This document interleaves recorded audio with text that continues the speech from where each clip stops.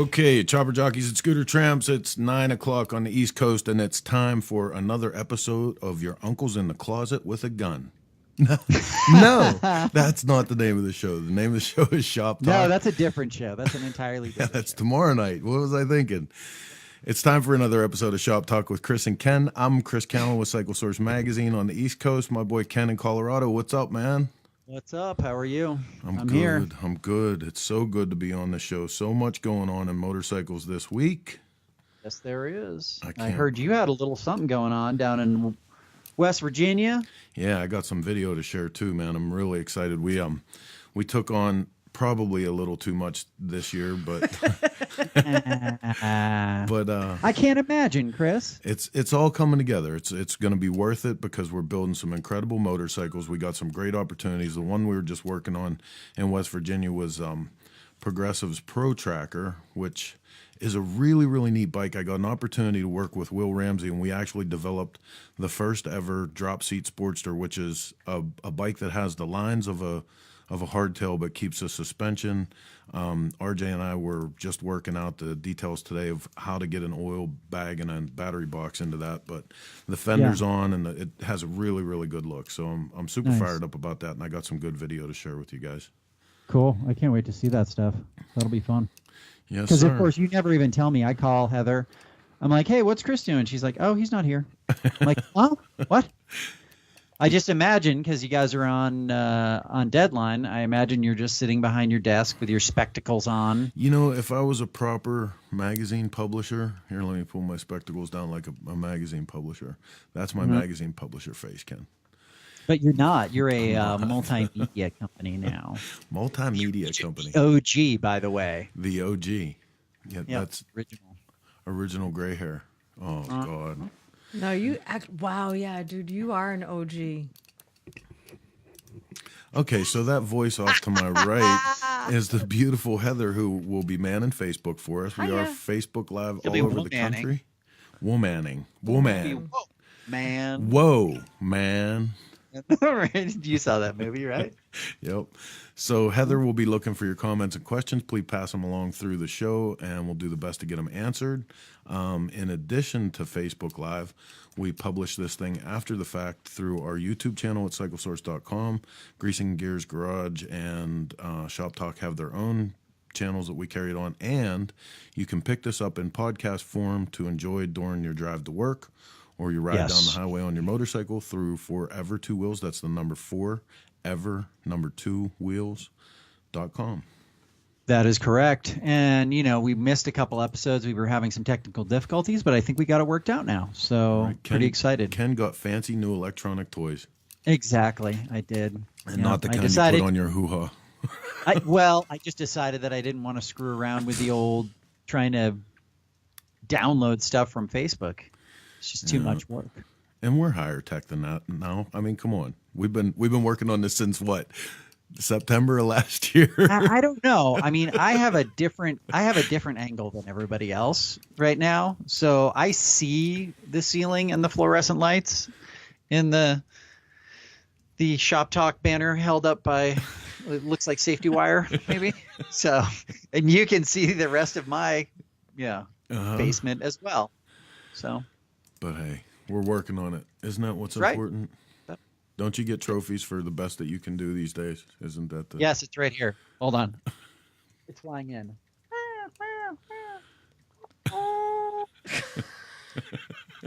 There's your trophy, Chris. I'll bring it to Gettysburg for you. That's awesome. Who do we got on with us with Facebook, Blondie? Oh, son of a biscuit. Nice. Caught her using her cell phone. Watching. Right? So, no, I'm trying to share the link. So let's see. We have Carlos. Hey, Carlos, how you doing? I hope you're hailing well. We're glad to have you here. Jamie, I cannot say your last name. I'm sorry, is in the house. He says he's glad he can finally catch the live broadcast. He loves the podcast. Mike Rudy Burford, Jack DeGazio, Charlie Snow, RJ Powell, Mark Velasquez, Gary Hahn, Anthony Cantarella. Hey, Daytona, how you doing? Michael Schrickett, and George the Painter. George the Painter is going to be our guest in the last half of the second hour, and I can't wait to talk to George because George has new media himself. George would seem like an old soul, but he's breaking ground with the launch of a new patron site. I'm saying it wrong. That wouldn't be groundbreaking, a Patron site. I like Patron. I mean, no. But no, it's pretty neat, the plan that he has for it. And, George is way over the top to begin with. And if you'd like to hear and see what he really thinks, sign up for his patron site because it promises to be a gas. I can't wait to talk to that guy. I think the first thing out of the gate is we're going to have to apologize to him, so that'll be fun. Dude, see how that goes. He asked me whenever I called him up and I said, George, you're going to be good for this week, right? He was like, listen, man, he said, do you have the echo fixed? He said, because it was psychic torture. He said, I can't take that again, man. You got to have the echo fixed. Well, I know he loves the sound of my voice, so that's going to be helpful as well. My voice echoing. Echo, echo, echo. Yeah. That can't be good. So Jamie very kindly spelled his name phonetically for me, so I think I have to do him the justice of saying it. It's Tverzik. So thank you, Jamie. And Roy from Roy's Toys is in the house. Hi, Roy. What's up, Roy? Oh. I am going to go down there at some point live. It's going to be after Sturgis, but I'll go down there live, have them both on. Some Thursday night. I'm sure they've got internet down there, right? If it's after Sturgis, maybe we'll be in the area. Yeah. Ooh, maybe we'll all go live. Oh, we can invade Roy's Toys. That's what we should call our live remotes. The ShopTalk invasion. That's good. I like that. That's good. So, lots of stuff to get to in the show tonight. We got Gilby Clarke. A lot of you guys remember Gilby from the show Rockstar Supernova. Even more will remember his crazy guitar from Guns N' Roses. Gilby has been a great fan of the magazine for quite a long time. We've fortunately had one of his bikes on the cover of our magazine. Gilby is one of these individuals, like so many of us, that are cross-afflicted with music and motorcycles. So we're going to get to talk to him, as he has been invited to Mr. Lichter's Passion Built show this year as well. And yeah. At the top of the second hour, we have Mr. Pat Patterson coming on. Pat started a new thing last year called the Sportster Showdown at the Buffalo Chip, and it was off the hook. So they're going for round 2 of it this year. He got some news about that. They're just launching the poster for it right now, so we're going to catch up with Pat and see what's up with the Sportster Showdown. Nice. That'll be good. Excited to talk to Pat. I've got good stories about Pat. Yeah? I mean, I've got some bad ones too. Ones that you can actually say on the air? Yeah, for sure. Well, this is Facebook. We can say anything we want. Just saying. I'll wait till he's on. Although my mother already preempted, by the way, Chris, you cannot swear a lot because George is on. You have to swear when you talk to George. No, you don't. It's a common bond that we share. No, then I'm getting my swear jar. I need money. Oh, are you saying he's going to fulfill the swear quota? Oh, yeah. He brings it out of me, Ken. So swear jar is implemented. $5 I think it's actually a swear. drinking game. So No, I need the money more than I need the swear because I have to. We have to clean up the office. Yeah, okay. So listen, we've been hinting around to this. Earlier today, I get a message from my wife, and this is the kind of stuff that you don't want to get when you're on the road, or those messages of, hey, I'm at the house and the shit is hitting the fan. Yeah. But this is what I get in the message.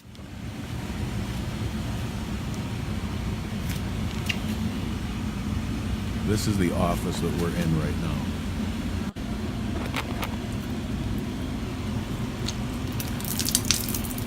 So, yeah, that's awesome. That's awesome. That's my chair. So that's what I spend my afternoon doing, is emptying the office, and I literally shot back the office for 4 hours straight, and I still have to continue. We're here in the only dry spot in the office now. I hate to pander myself, but if anybody out there is hip to the technology involved in a good French drain, hit me up. I'm looking for a DM from you, baby, right now, because I'm about to burn this place to the ground. It sucks. We had it happen. We just put new carpet in too, and we had it happen again. So yeah, I put in a French drain. Dude, I've already. And it rained really hard yesterday, and my basement didn't flood. Yay! Well, you can kiss my ass. How about that? I actually, one year I had to come home from Sturgis because it had flooded in here, and I had to replace the walls 4 feet up from the floor. Yeah. Yeah, that was a lot of fun. But I have to say, in the grand scheme of life, I'm very thankful that it was just our office and we can repair it. Sure. As I was coming in down our road to get to the house, I saw a number of car yards flooded up, halfway up cars' doors. Yikes. And you could see where the river had crested the road. And so we're really lucky in the grand scheme of things. I just wish it could have happened any other time than now. Yeah, right. Deadline the day of the show. Than ever. Oh, well, the day of the show, during 3 motorcycle builds, deadline, it could have, Yeah. any other time, just not today. Yeah. But again, thankful that it wasn't worse. Such a positive outlook, Heather. That's why you and Chris are such a yin and a yang. Balance. Yeah. Here's a little thing that I like to call it. Heather's my Jiminy Cricket. Yeah. Jiminy Cricket, he's so beloved to everybody. So many of the Disney characters that we remember with fondness because some of them are cute, some of them are funny. But Jiminy Cricket resonates to all of us on an emotional level because he's the conscience and the guide and the buddy and everything else.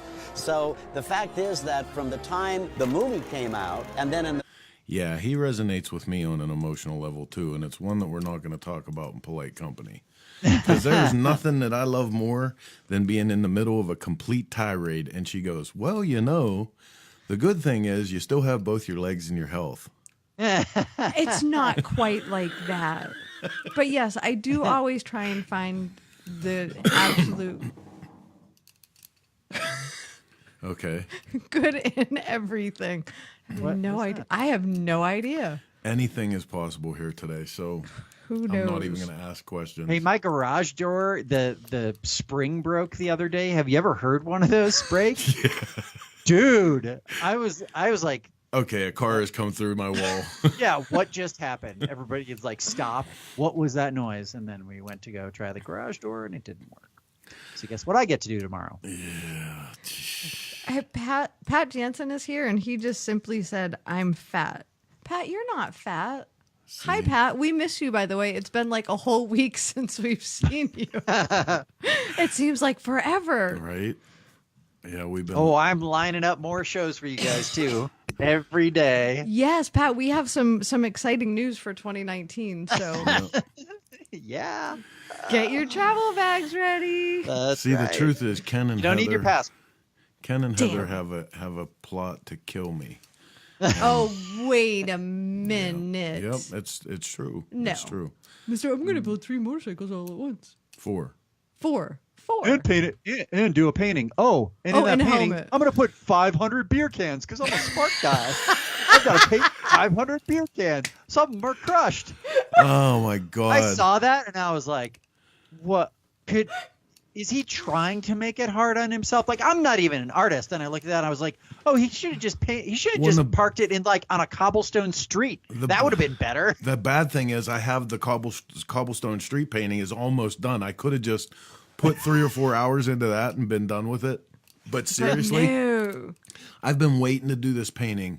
We took that picture last year at BMR, and I've been waiting to do this painting of my boy Sean because that is how he looks. 365 days a year, he rides that old panhead and wears those clothes, and that's how he looks. And it was just so perfect, man. Everybody was sitting around drinking.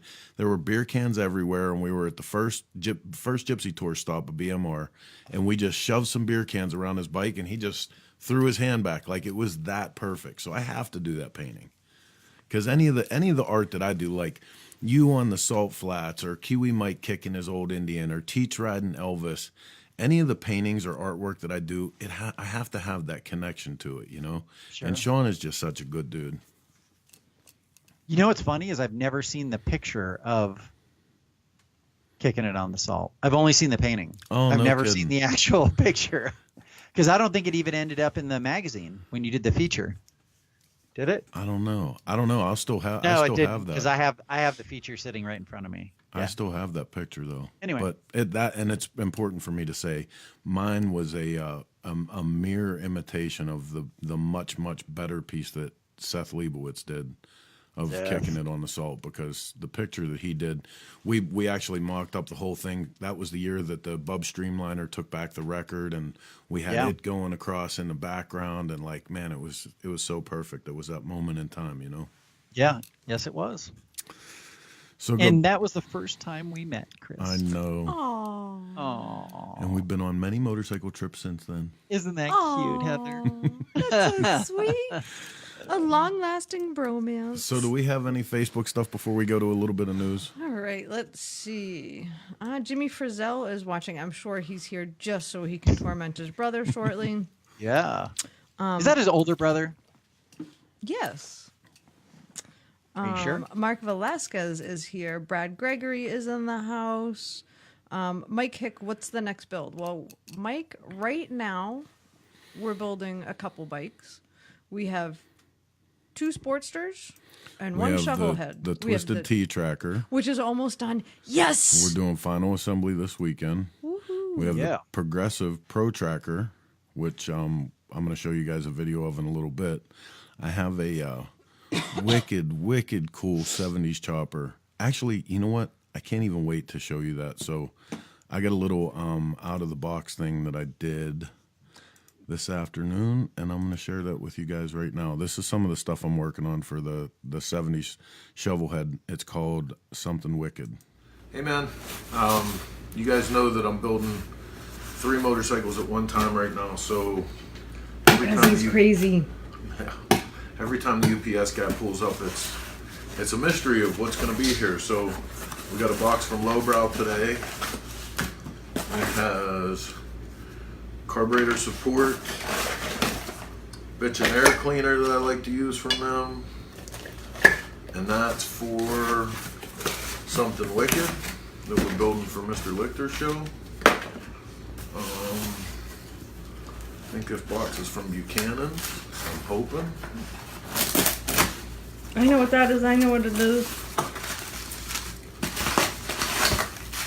Buchanan Spoken Rim, yes. So this is the stainless steel polished spokes that I'm going to put with the spool hub that I got from Lowbrow for Something Wicked for Mr. Lichter's build. Couldn't And just these buy a are wheel. Paco boxes. No, because he has I need time to. It's a 70s chopper. You got to have a spool. If you don't have a spool on that front wheel, fairly sure this box But he has isn't time big to enough for an truly so 18 over front or 2 end. wheels. Just one. Imagine that there'll be one? some more stuff tomorrow. Just a black spoke wheel. Oh, okay. And I have a bitchin' Paco Springer going on the front of this thing. I was so bummed that box wasn't longer. Oh.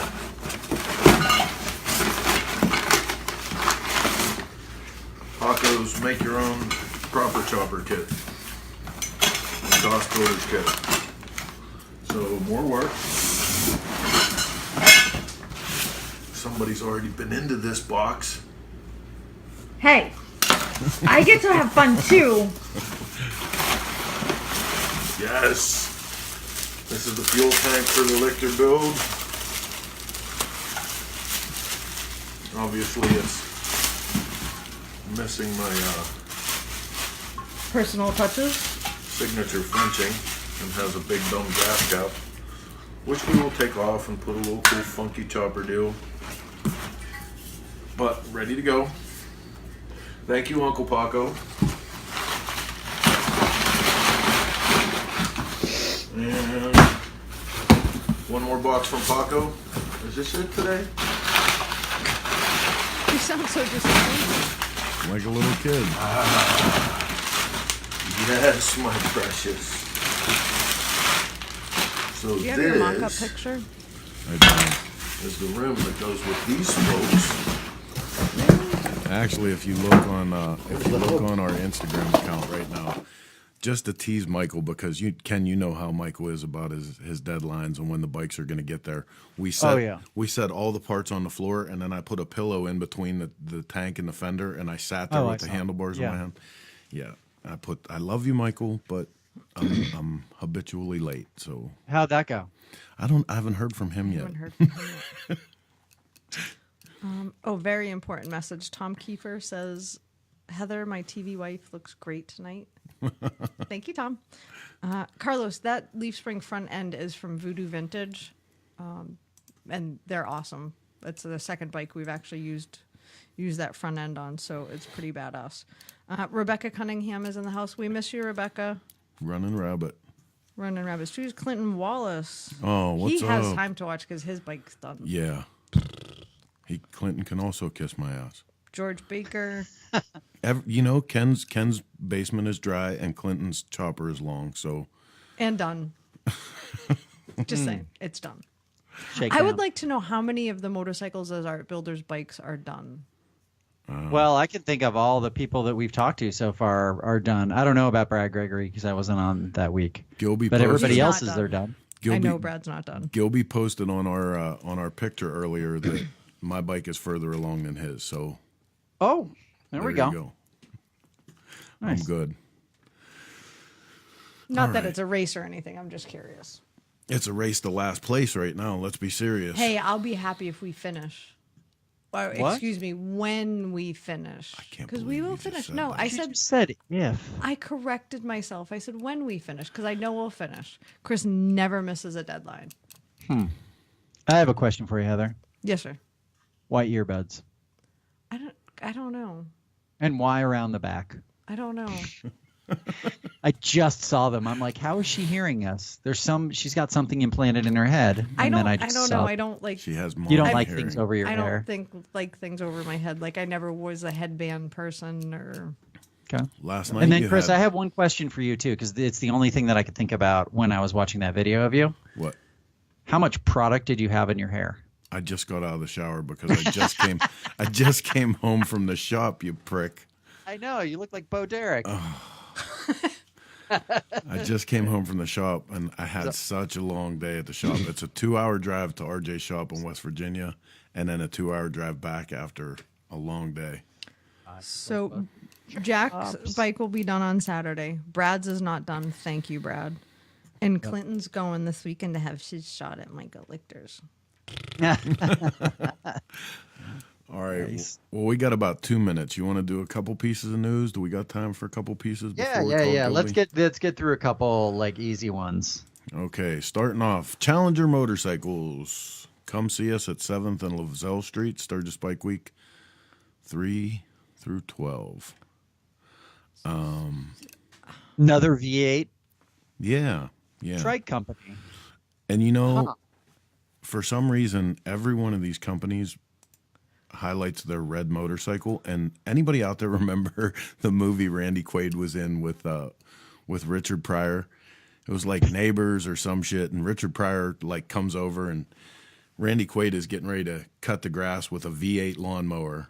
And Richard Pryor comes over and shuts the lawnmower off and says, "Shut that big red motherfucker off and get a human-sized lawnmower." And every time, I swear to God, like it's just too much motorcycle. But the only thing I will say, and not necessarily, I think more I say this because it's a trike, but for those who may not be strong enough to hold up a bike anymore or For handicapped or those who are anything not like that. strong enough to hold up a bike, you shouldn't put a throttle in their hand and give them a 383 stroker.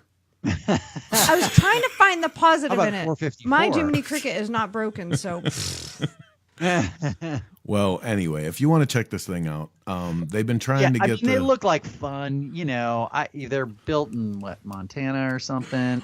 American Missouri. made. There we go. Well, and I have ridden them. Like I've ridden the two-wheel versions, and a lot of people have been trying to get the V8 motorcycle thing, like all the way back to Super V, and the whole in the back pages of Supercycle magazine, and like these guys definitely have it worked out. They're a blast to ride. They're a little scary, but It's a lot of fun. I like it when you blip the throttle and they just pull to one side. Yeah, blah, blah. Exactly. Yeah, you're sitting there at a stoplight. If you rev that thing, holy moly. So real quick, 29 days, 3 hours, and 23 minutes until Lichter's show. Courtesy of Brad Gregory. Say it again, Brad. Say it again. 29 days, 3 hours, and 23 minutes. That's awesome. So Yeah. speaking of something coming at you really fast, from the Pikes Peak event this year, Chris Fillmore takes record-breaking victory with the KTM 790 Duke, but more importantly, Ken. Yeah, he took third place in the heavyweight class. So he was up against 1260s, 1290s. He was up against the Ducati Multistrada. And he came in third, and that's pretty cool. So it was a course record for a middleweight. So he obviously knows how to ride a motorcycle, and that motorcycle is a beast. Yeah. So good times. I can't, every time that comes through, because it's not that far from me. It's like 2.5 hours. I always have stuff going on. Like it's the same weekend that I always have something going on. And I really want to check this event out because I've personally been up Pikes Peak. It was one of my most memorable adventures ever with Tattooed Duke. And by the time I got a third of the way up the hill, it started affecting me. 2/3 of the way up the hill, I was getting silly. At the top, I had to sit with an oxygen tube in my mouth. So what? I did. It's crazy. What's wrong with you? Well, that was when he was smoking 3 packs a day. Oh, yeah, I guess that's true. I don't know that had that much to do with it, really. Of course it did. On, Chris. I was completely off the dope by then. For years and years, like long time. But you were still smoking 3 packs of cigarettes a day. Okay, moving on to another piece. Well, actually, we can't move on to another news because we're late for our first guest. Well, I get the phone gear ready. Ken, you want to talk about who our first guest is going to be tonight a little bit? Sure. We're going to have Gilby Clarke on. So he is one of the Passion Built builders. He's also probably most well known as a guitarist. He was a guitarist for Guns N' Roses, was also an MC5 and numerous other bands. But he's a passionate bike builder. I mean, we've had, how many bikes have you had in your magazine? Just one? I've only had the one, but we put it immediately on the cover because it was so badass. And I mean, like, he's a great dude too. Like, I've seen Gilby in and around a lot of stuff. I know a lot of people that know him and have had personal interactions with him. Like, he's a solid dude on top of everything else, but builds bitchin' motorcycles. So we're gonna give it a shot and see if we can get Gilby on the phone real quick and have a little interesting conversation about Passion Built.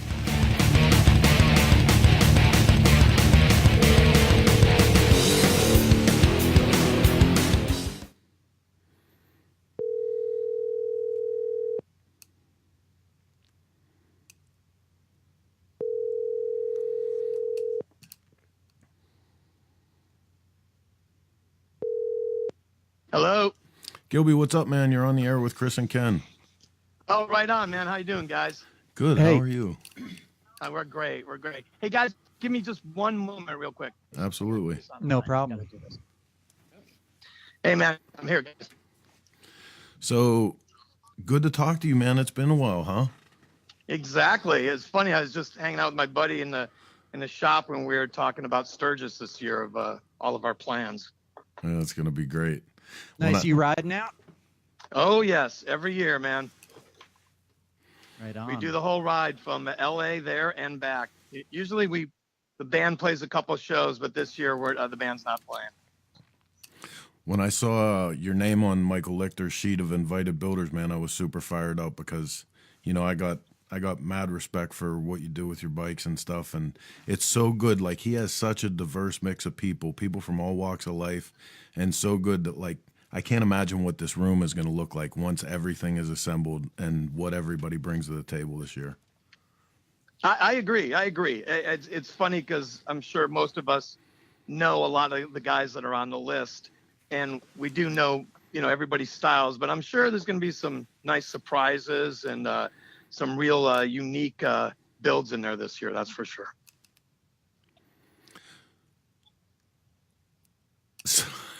So for our listeners that might not be hip to your the motorcycle side of your life, I mean, you've had an incredible life with music, but where did motorcycles start for you? Well, it actually goes a long way. I was raised in Cleveland, Ohio, and I actually grew up across the street from an HA clubhouse. And so when I was a little kid, that's all I saw every day with the bikes tearing up and down the street and, the parties. And, it was just like this romantic dream for me that someday, I'm going to have a motorcycle. But, Right. of course, I was a long ways away from that. But it really came back around, I'd say, kind of in the later 80s in the LA scene. We had a place called Cat House, which is where a lot of bands played, and it was just kind of like a rock and roll, disco, if you will. The place we could all hang out, and all of us, used to ride our bikes there, and you would see a lineup out front, of everybody's, motorcycles, and it just, kind of became like a little scene. It wasn't definitely in a clubhouse kind of world, but, just, the Hollywood long hairs, and is before the helmet law was in. So, we can all just, breeze through the wind, but Right on. that's what brought it back for me. And that was Ricky's place, right? Ricky Rackman? Absolutely. Mr. Rackman, and Tammy Down too. Tammy Down from Patterson. I think we just lost Gilby. Yeah, you did. Hey, listen, not through any fault of my own. I can't be blamed for all technological errors. Hey, at least you didn't scream and yell. Right. There's no swearing going on. That Jiminy Cricket's wearing off on you. We'll call him back one more time. There you go. Okay, here we are. No worries. Hey, so I was just asking you, that was owned by Ricky and Tammy. I think Ricky told me that his first bike was a Rebel 250. Was that wasn't yours though, was it? Yes, we all had Honda Rebels when we first started. No. Yep. That's so great. I mean, I think it's great because people understand. Like, I know what mine was, a Yamaha 400. Like, it was. I think people need to understand that you got to start somewhere. You don't. I mean, some people just jump on a panhead. But you got to start somewhere, right? And that's a totally manageable bike. Yeah, and also, for us, look, we're all starving musicians. It's not like any of us really could write checks for, a brand new Harley at that time, or like you said, a panhead or a knuckle. There was nothing available. We didn't have the internet to go searching and find something. You're right. We all started on Honda Rebels, Suzukis, and whatever was in our pay grade at that time. Yeah. Well, and Ken, I gotta disagree with you because my first motorcycle was actually a 1970 Triumph Bonneville, twisted handlebars. It had to be at least a 6-over front end, and I got it. Cool? Well, wait a minute. It's a good story. I got it barely running, and about 3 months later, I sold it as a box of parts, and I got a Yamaha 400. You went the other way. Yep. Best I could do was tear that poor motorcycle into pieces. Wow. It's funny because soon after that is when I got my panhead that I still have to this day. And I just remember in those days, man, number one, you couldn't get anybody to work on those old bikes, because everything was, dealership, or they were moving on, to the new Evolution motors. And nobody would touch them. And, man, I had boxes and boxes of panhead parts and knuckle parts and Bates this and, all kinds of things. And, I mean, I remember just, giving stuff away, like trading with people. And it wasn't a big deal because it was worthless back then. While we're talking, I'm actually scrolling through a bunch of pictures that we have, and some of them are the ones that Lisa Ballard shot when she did your shoot for the cover.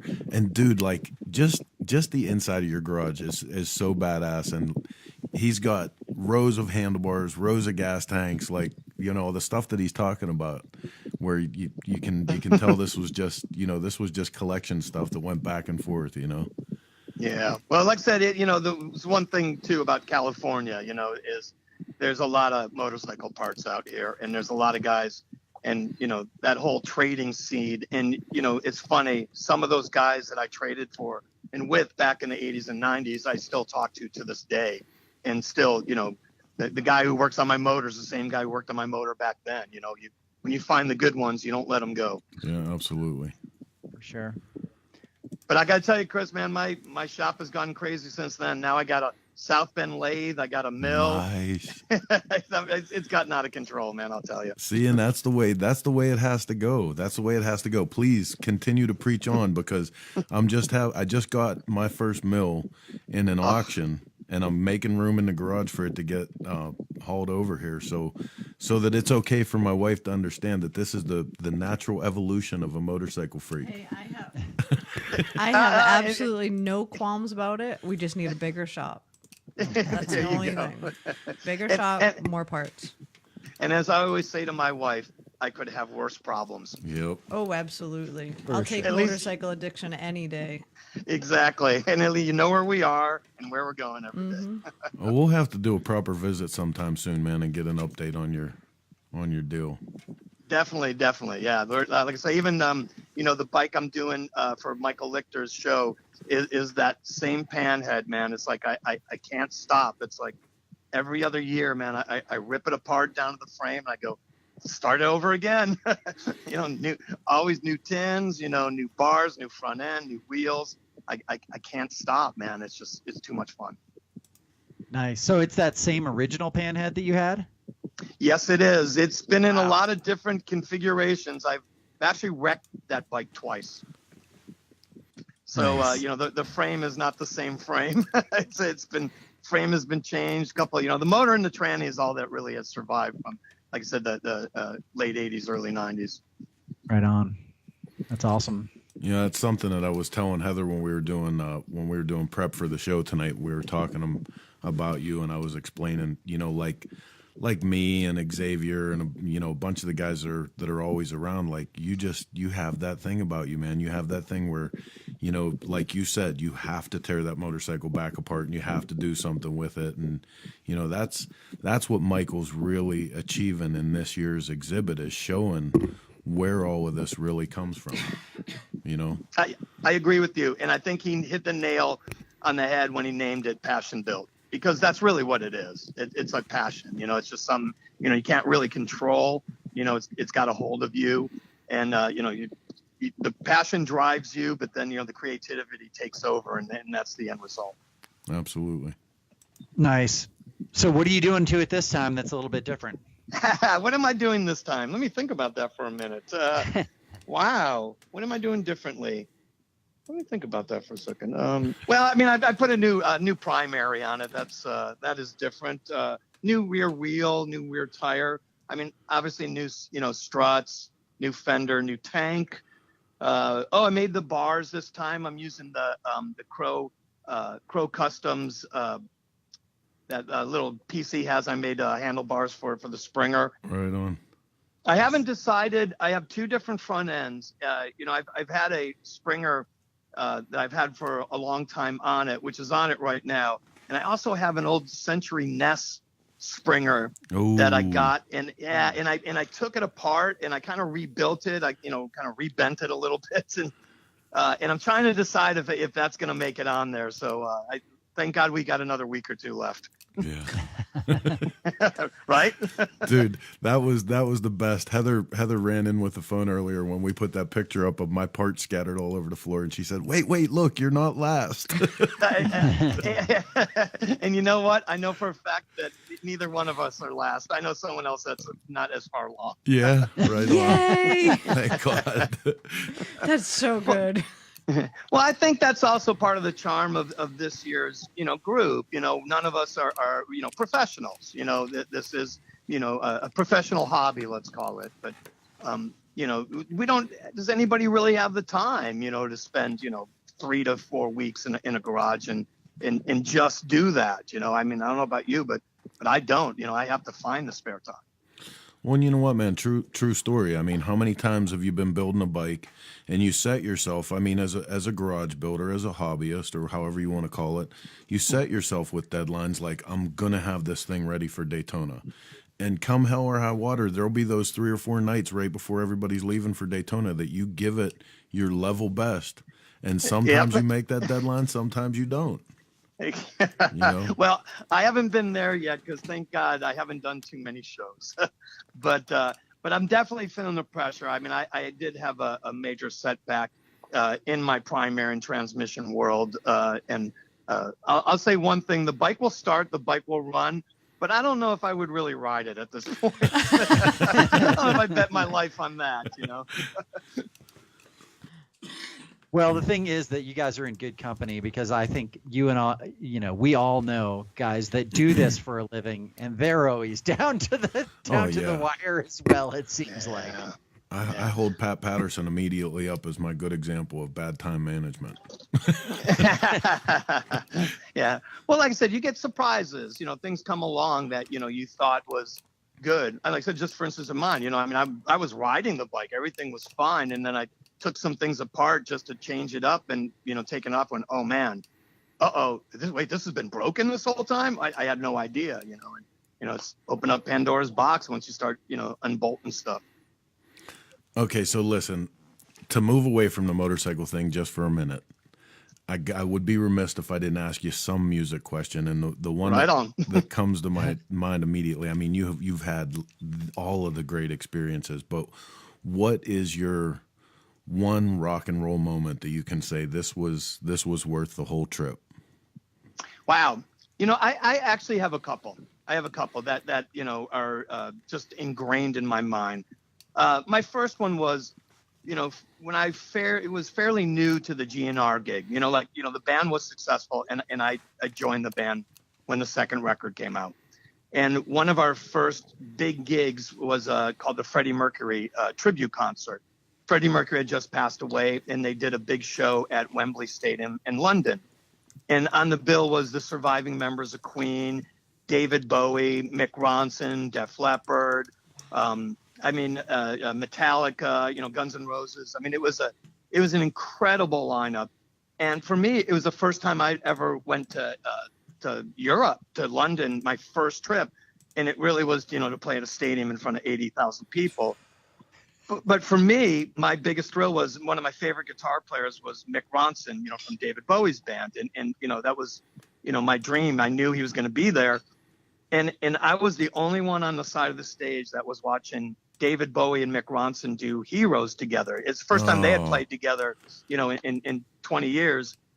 And it was just a magical moment, just, being, within, I could throw a pick at him and hit him. Yeah. I was so close, and I could hear his amp from his amplifier, and just watching Mick Ronson, tear it up with David Bowie, and to be able to play on that same bill was really just a moment, and it's something I'll never forget. Right on, man. Very cool. Right on. That's pretty big. Yeah, it's pretty good. Yeah. I mean, like I said, at that point, I'd been in lots of bands, major label deals and all that stuff, but Guns N' Roses at that point was at a whole different level, and they were just kind of discovering what was the success that was happening to them too. It was new as it was to me, was as new as it was to them. So, it really wasn't, joining a group, with a bunch of jaded guys that seen it, done it all. It was a new discovery for them too. Yeah. Right on. That's killer, man. So same question about motorcycles. What's the most, for me, doing the first El Diablo run. Yeah. You were on the very first one? Well, I know. Well, let's correct myself. My first one, I actually was on number 2. Right. I went on number 2, which was still a small group. And I rode my panhead, the trusted the panhead. And, I'd taken it around, I've, San Francisco, Vegas. I've put some pretty good miles on it, but, as we all know, Mexico's Mexico, it's what's left of the Wild West. And so for me, that ride, that number 2 EDR on my panhead was definitely, a moment that, I remember the smells, I remember the sights, I remember everything. See, we're going next year. I just called. Right That's on. it. I'm done. It's I on tried my getting him to bucket go list. this year. We're going next year. I got to do that one. Yep. EDR. You got it. Me As too. I always say, and I've been on all of them since. And even though, yes, it has gotten bigger, but it's gotten bigger, but it still has that lawlessness to it. Like I said, it's still, when you're riding through the States, granted, look, there's some beautiful, beautiful roads and beautiful country out there. and you can be by yourself for a day, but there's still a 7-Eleven 25 miles away Right. somewhere. When you get across that border there, man, it's as good as the Wild West ever got. And you got to rely on your own wits when you're down there. So Hey, it's, and you know what? That's an important thing for me to talk about real quick, because we did a story not too long ago where Kiwi Mike did a whole trip all through Mexico. And we had put one picture in where some banditos had run across some people and some bad shit went down and the cars were burned out and there were some dead bodies laying there. And I put a picture in because it was something that Mike It was honest. actually went Yeah. on that ride, and like he had to ride around this. And I wanted people to understand, like, people who have never left this country don't understand. They don't understand like how much is provided for you here and like how safe we really are, even in some of the worst situations. I mean, there's a whole different world out there, man.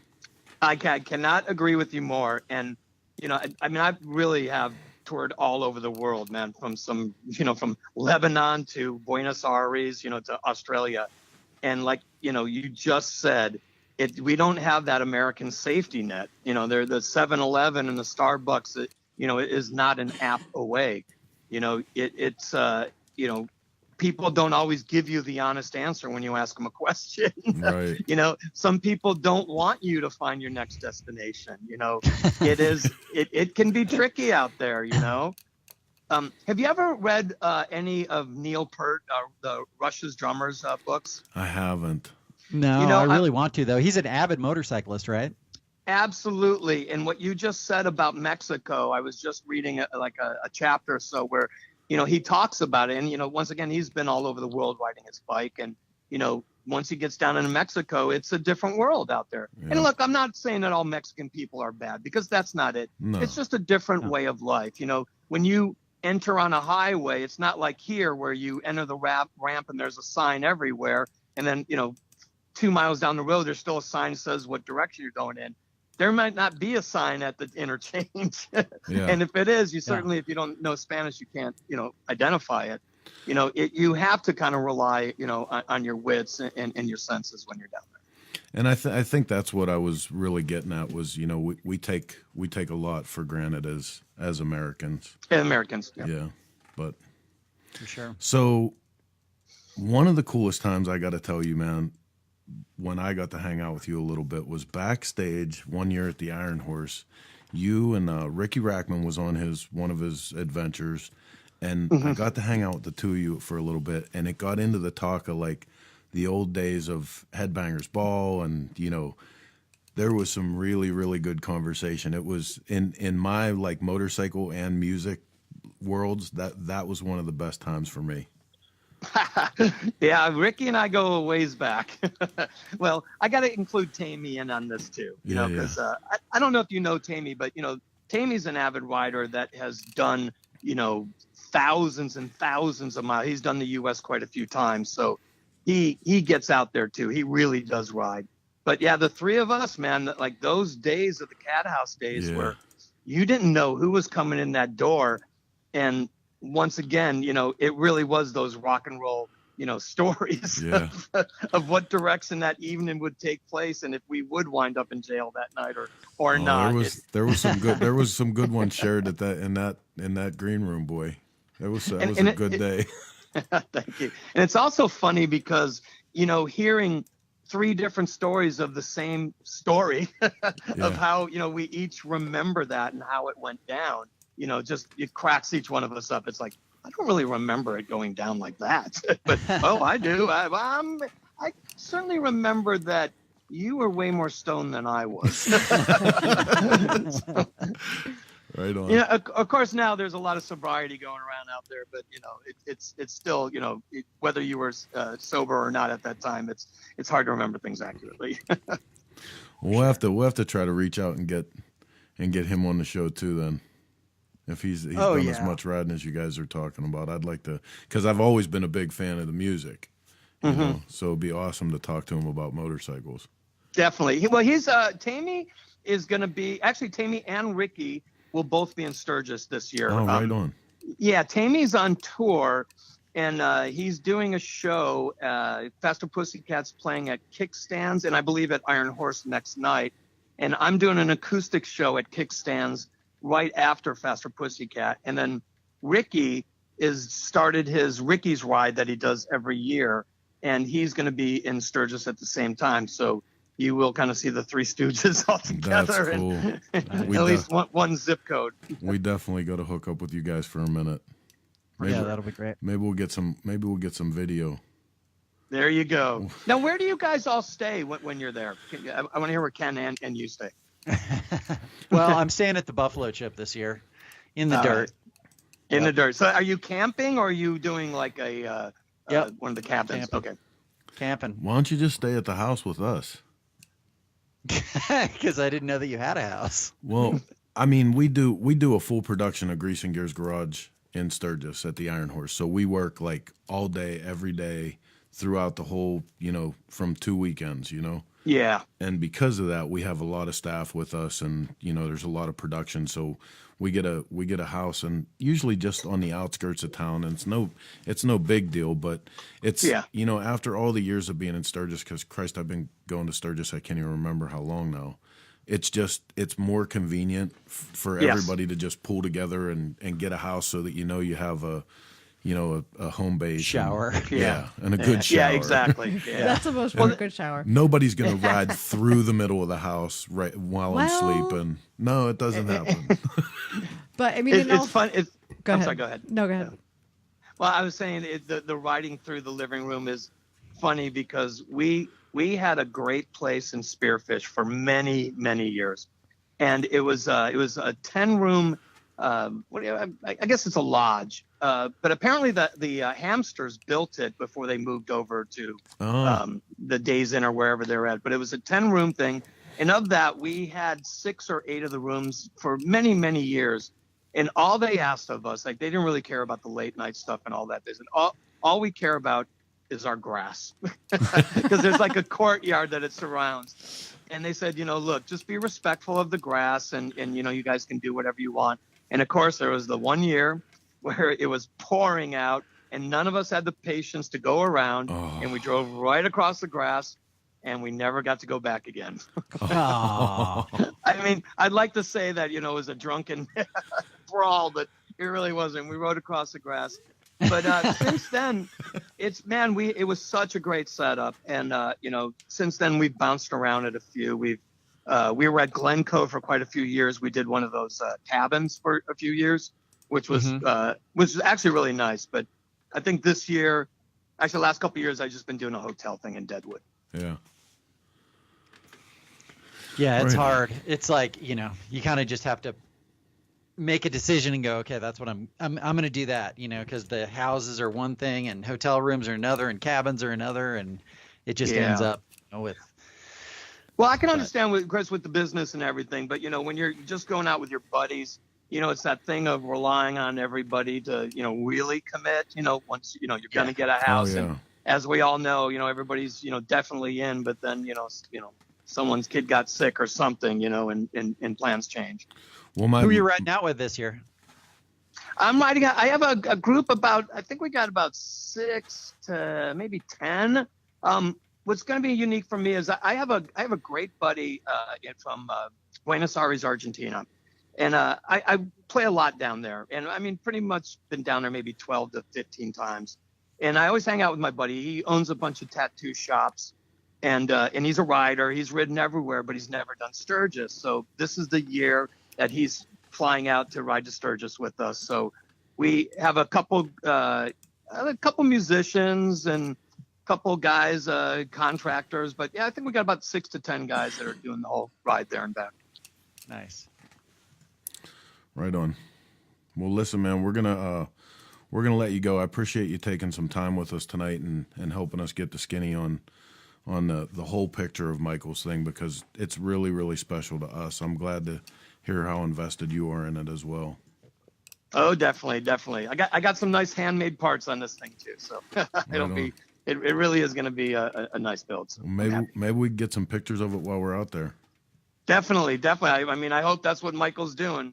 He is kind of known for being a pretty good photographer. Yes, sir. For sure. Right on, man. Well, listen, All right, guys. Thank you very much. I can't wait to see you in the Black Hills. Yeah, got for it, sure. man. All right, buddy. Later on. All right. Take Yeah. care. Have a good night. He's a blast. I love talking Yeah, to that him. was great. And dude, like I said, that, you know, for my moments in this industry and for my music life, getting to sit and listen, you know, because I have to be there and not be a fanboy and be like, oh my God, it's Ricky Rackman and Gilby and like, Yeah. so I'm just hanging out and I'm being cool, and they start telling stories, dude, about back in the Headbangers Ball yeah. days, and oh my God, it was so badass. That's gonna be fun. Well, especially if they're I've got the lowdown on where Ricky's staying and everything, so I'm sure we'll be able to hook up with them. So Right on. yeah, that'll be good. What do you got? Any comments? Let's see.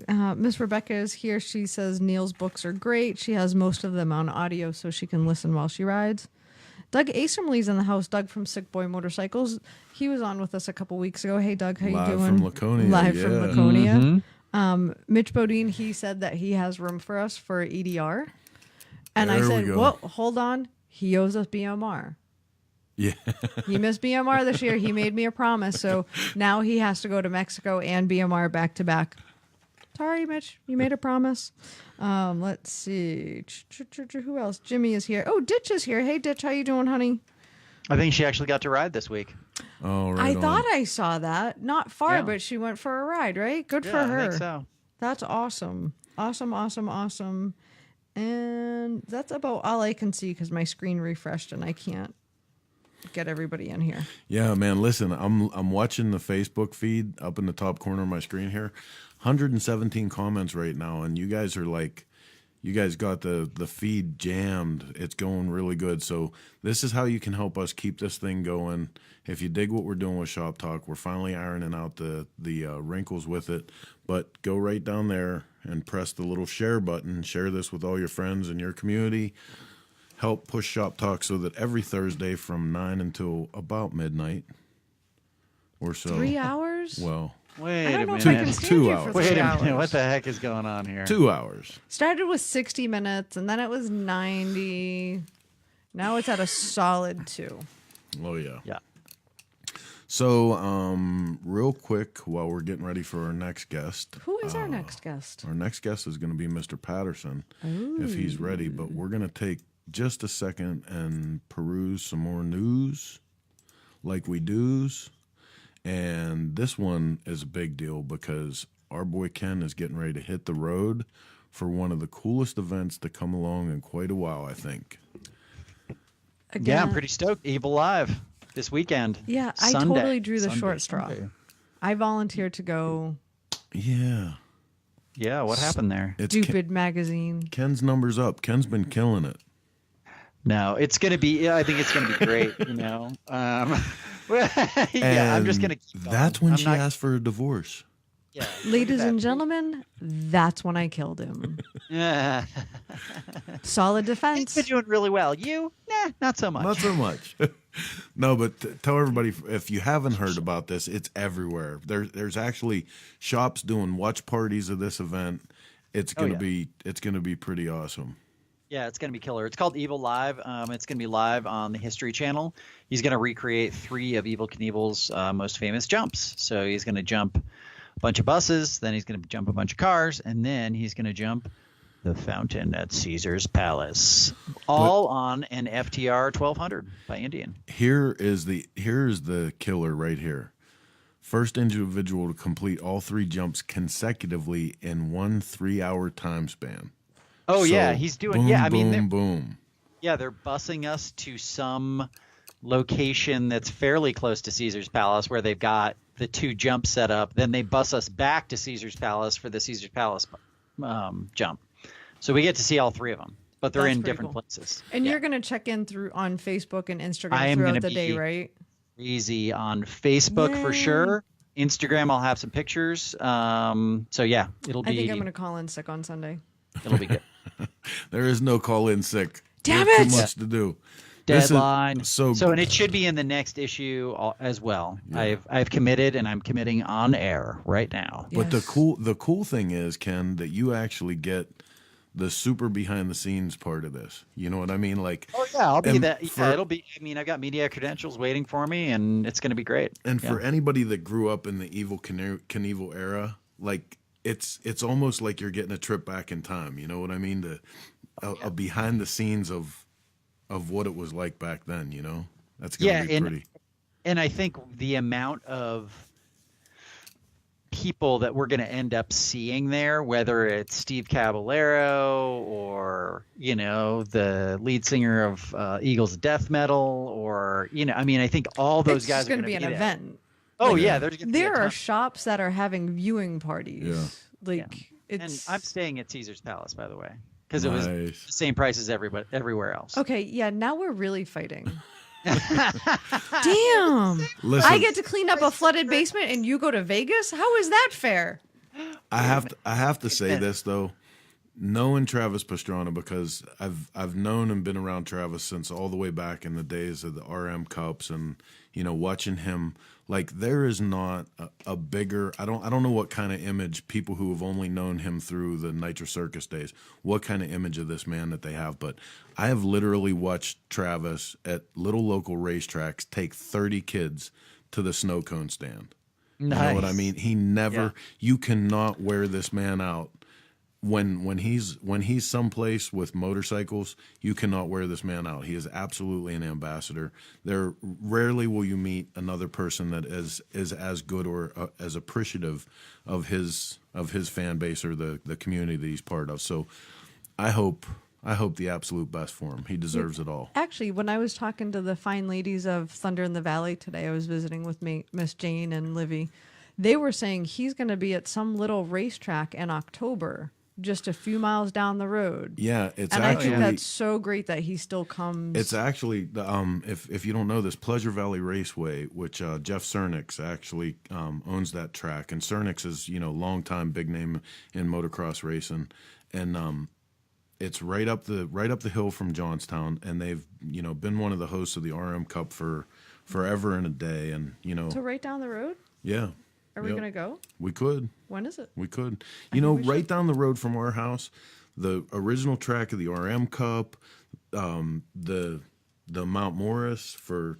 He doesn't take me anywhere. Yeah, man. I get to stay in the basement. Some of the most legendary racing ever. We live in the town where one of the original, when they used to do cross-country motocross races, and they called them the 100-milers before it was GNCC, you know, one of the most legendary races was right here in the little town that we live in, called the Fireball 100. And there was like the Fireball, the Blackwater 100. If you could make those races, you were a super badass. And correct me if I'm wrong, isn't LoJack still the winningest rider in the history of that? LoJack Cycles is right down the road from us, and Ed LoJack is still the winningest champion in GNCC history. Like, even before they were called GNCCs, he's won the most. And I mean, like, there's a dude right there. He just got inducted last year to the AMA Hall of Fame.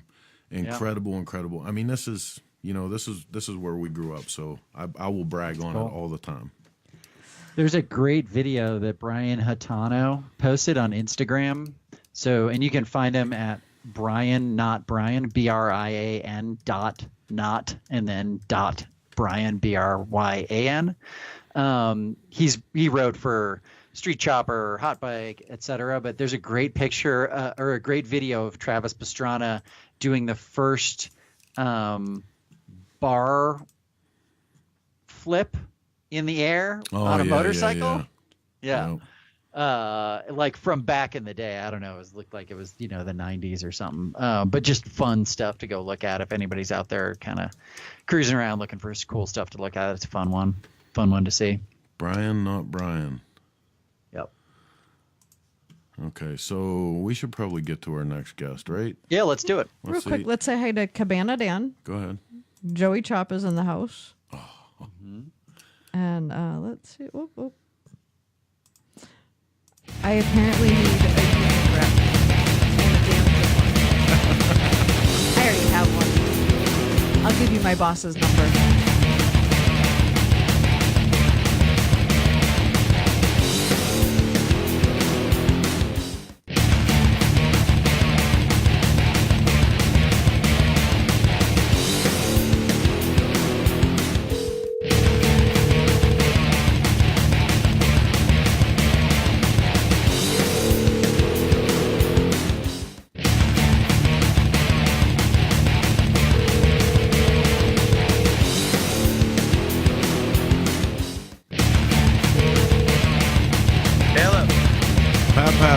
what's up? You're on the air with Chris and Ken, buddy. How you doing? Hey, what's going on? What's up, man? Still cruising in the camper. Are you? Yeah. So Heading Pat, back It's to been the a long beach, day. are you? Yeah, and everything was going cool, and then it turned into broken brake line Oh. in the mountains. Just go ahead and put Oh, them no. in the bed. But yeah, broken brake line. So I stopped by a buddy's house and picked up a Sportster motor. Well, that's And good. then, yeah, that was a score. Then ended up busting the brake line there in the middle of nowhere and had to hit an AutoZone and get some flaring tools, but that went pretty easy. The only thing that sucked about that was the concrete was about 120 degrees. Yeah, buddy. It finally started raining in this part of Pennsylvania, and everything's cooling down. But boy, it was last couple days. It was hard to even be in the shop. Yeah, just baking. Yep. So Pat, everybody knows you as Lead Sled Customs. You know, all the annex that come along with that. But what we were bringing you on tonight for is you guys started a new thing at the Buffalo Chip last year in the Sportster Showdown. Yeah, well, let's see. I think last year, that was the second year we done it. Was it? Yeah, was that the second year? Yeah, second year. You know, Biltwell approached me a couple years ago and kind of wanted to do something. And the first year it was up there in the parking lot. Oh, okay. Yeah, up at the parking lot up there. And then last year, you know, I kind of wanted to get a little bit more character to the show and just kind of get more of a picnic kind of hangout vibe. And we moved it down toward the pond down by Lichter's exhibit this year or last year. And that's what we're going with this year. No, that was that definitely last year. Like it must be why it struck me as the first year, because it really just opened up. It seemed like you guys took it over the top with that event. Yeah, you know, last year we just saw after the first year, you know, it kind of had some legs, and you know, people out there were interested. We just kind of wanted to up it, and you know, this year we're upping it even more. You know, we're going to have music and everything, and we're going to bring some floaties for the pond back there, and have a hog roast. Yeah, we're going to have a hog roast. So, you know, free food and probably some like coleslaw and fresh hog. You know, just kind of trying to create a nice picnic day, hangout as opposed to just a show. You know. Right on. Cool. And we're also going to have Aiden's ride is going to end up there again. Yeah, definitely. So that's definitely a good thing for our show. We love having Bobby and everybody show up and hang out. So we'll have to time the food accordingly for those guys also. Yeah, it should be cool. They're gonna have a couple mini bikes that are getting customized they're gonna do a silent auction on, and a custom vest and a couple other things. So I think it's gonna be a really good synergy between the two events. So. Oh yeah, and then you know, right inside the door you have Lichter's exhibit going on also. Yeah. So I mean, to come and hang out at the show, you got the bike show. You know, Bobby Seeger and those guys coming, and then you know, Lichter's exhibit there. And, you know, this year we're doing the 4 sort of invited builders to the show also. Oh yeah, Or what's 3, that my about? bad. Well, you know, I decided to just kind of up it a little bit and kind of have a little bit more fun with it. So I called 3 guys that have been known to build some pretty cool Sportsters and see if they wanted to build some bikes and bring to the show, and you know, kind of goof off and let the crowd, you know, the bike show actually judge the 3 builders bikes, and then have the 3 builders bikes build the bike show or judge the bike show. And then you know, we're getting just a used like late 90s Sportster, and whoever wins the you know, the builders show wins a Sportster to build and bring back next year. And then, you know, who knows, whoever the builders pick for the best of show this year, you know, may be an invited builder for next year. Yeah, that's good. Cool. Who are the 3 guys? Excuse me? Who are the 3 builders? Oh, we got Christian Newtman, Brad Gregory, and Mike Schrickle from Cool. Shop Machine.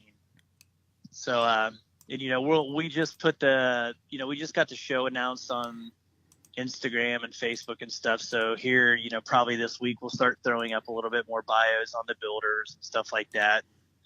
You know, they can start showcasing some of their builds. Not trying to get, you know, because I know the pressures of building bikes and stuff. So when I call these guys and invite them to build a bike, you know, it's like I know there's a lot of work involved in that, and it's kind of why I wanted to just give away a bike. You know, it doesn't necessarily have to be a brand new bike, because these guys that are going to build bikes are tickled to death to just get a nice used Forester, you know, because that's all you want anyways, you know. Absolutely. Just start chopping it up. So, you know, just, I don't know, just trying to throw something in there to make it a little more interesting and add a little bit more to it. No, that's killer, man. So, and you guys, Cycle Source is going to be there. Yes, sir. Yes, sir. So Cycle Source will be there, you know, photo shoots, you know. I know there'll be some other people there, but, you know. Well, and this thing's especially dear for us because Pat and I go back a long, long time. He used to come down and support our once-a-year event in Pittsburgh when we were just a free giveaway magazine, and over the years, like his wretched Sportster madness has crept into my head, and I've been having so much fun building Sportsters over the last couple of years, and it's because of this bastard and the parts that he makes. Yeah, I think that's how we met. Actually, when Jeff lived out there. Yep. He was like, "Man, let's go down the boardwalk. They have a bike show down there." And we just kind of show up and run into Chris, and he's like, "Man, you guys should come down and set up." We were like, "Okay." I think the show started at like 9, and you always see you raised me wrong. Everybody else had to be there. Everybody else had to be there and set up by like 9:30, and we'd come in strolling in about like 11:30 or noon. And you always had us a space set up. Dude, the best stories from the Boardwalk Bike Show, when we used to do our big show in Pittsburgh, Ken, it was like 10,000 people for a one-day show, right? Just like packed this place down by the point. And the best story was, year after year, one of my dearest brothers is Steve Peffer from Steel City Choppers, but Steve could not get his shit together. It was once a year I had a show. And I would tell him, I'm like, look, dude, you're coming down to set up. We start setting up at like 4 o'clock in the morning for this show. Can you be here by 9 or 10 o'clock so that before the gates open at noon, your stuff is set up? Every year, we're having to shut down part of the parking lot and move people out of the way so we can pull his shit in late as hell. He'd be there at 2:30 or 3 in the afternoon. You get there later than me. So one year, Steve decides that he's gonna beat this. He's gonna beat the curse of always blowing the deal with the Boardwalk Bike Show, and he goes down the night before, parks his truck right in the middle of the gate, his truck and trailer, but then he's bored because he's gonna sleep in his truck and wait for the show. So he's bored and he goes out drinking. He comes back to the truck and passes out in the truck, locked in the truck with the keys inside with him in the middle of the gate. We can't open the gate because he's passed out inside the panel truck. Awesome. I always remember it seemed like every year he did a big smoky burnout and just got in so much trouble for it because that was like so forbidden down there. They were really trying to keep that kind of repressed down. And every year he was the one, and I always just remember Mark being up in his face while he's burning out, yelling, screaming at him. And you know what, man? He like I said, he's my brother, and I love him. It's just, you know, sometimes no matter how hard he would try to do the right thing, it was the wrong timing, you know. Oh God, I still love him. I still love him. Oh yeah. Yep. So So the Sportster Showdown, it's free for people to go. Is that correct? Yep, it's free to show up, free to enter. We're gonna have hog roast. You know, everything's free. Well, the beer obviously isn't, but you know, there'll be a full bar there, and you know, the food's gonna be free till it's gone. So you know, it should just be a good day to come, and you know, you don't have to have a Sportster.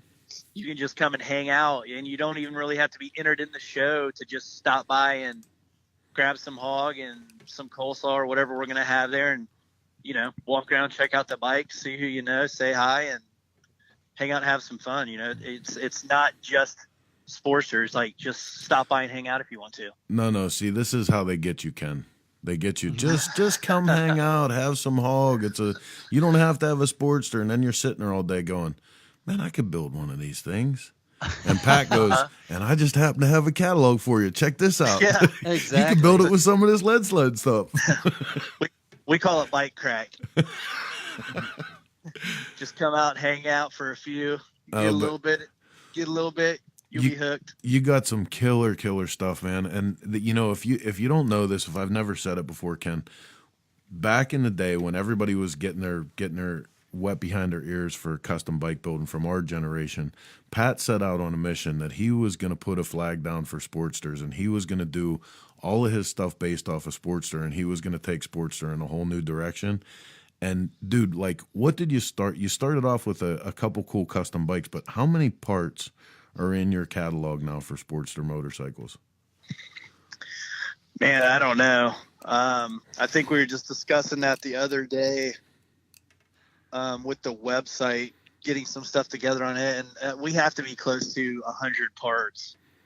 And I mean, everything from, they designed their own kicker kit for modern Sportsters to front ends and hardtail, not just hardtail sections, but complete hardtail kits where you get the oil tank, the battery box, the fender, all in one weld-on bit. Pat has revived the entire Invader mag deal. Like, here, I'm going to grab one here and show you. He makes them for all motorcycles, not just Sportsters. This one in particular is for Big Twin, and it's going on one of my builds. But a lot of great stuff, man. It's great to see, hardworking American small manufacturing is still alive. It's going on in Dayton, Ohio, so we dig showing people that. Mm-hmm. Well, I remember Pat from when he used to drive for Sucker Punch, and he had his Impaler. Was that your that wasn't your first Sportster? That was like, what, 3, 4, 5? Oh, well, let's see. I had my original bike, and then there was Jen's bike that I pretty much did my buddy Bull. That was probably 4 into that was pretty much, you could say that's the first bike that I really just went kind of crazy on, and really just worked on trying to build everything, and took that approach to it. But yeah, that bike was pretty cool for back then, or out of control, I guess. Yeah. Is that in a museum somewhere, or did it burn in effigy? No, that bike still, believe it or not, is still kicking. I've got, I kind of took that bike and Whiskey Bent out of touring for a little bit, because they had been around for so long. It's, I just felt like everybody's seen them.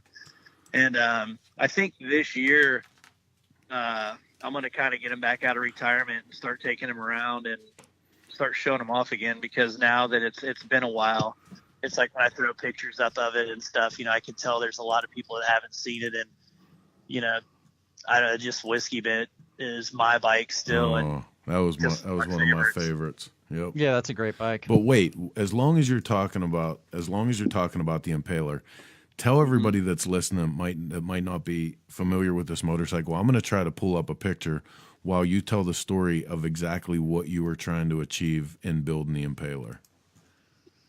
What I was trying to achieve? Yeah. You told me one day what you were trying to achieve. Here we go. Yeah. What did he tell you? You might have to remind him. I wanted everybody to hate that motorcycle. Because, back when I built that, let's see, when was that, Chris? Like 2003? I think it was right around 2003. Yep. And,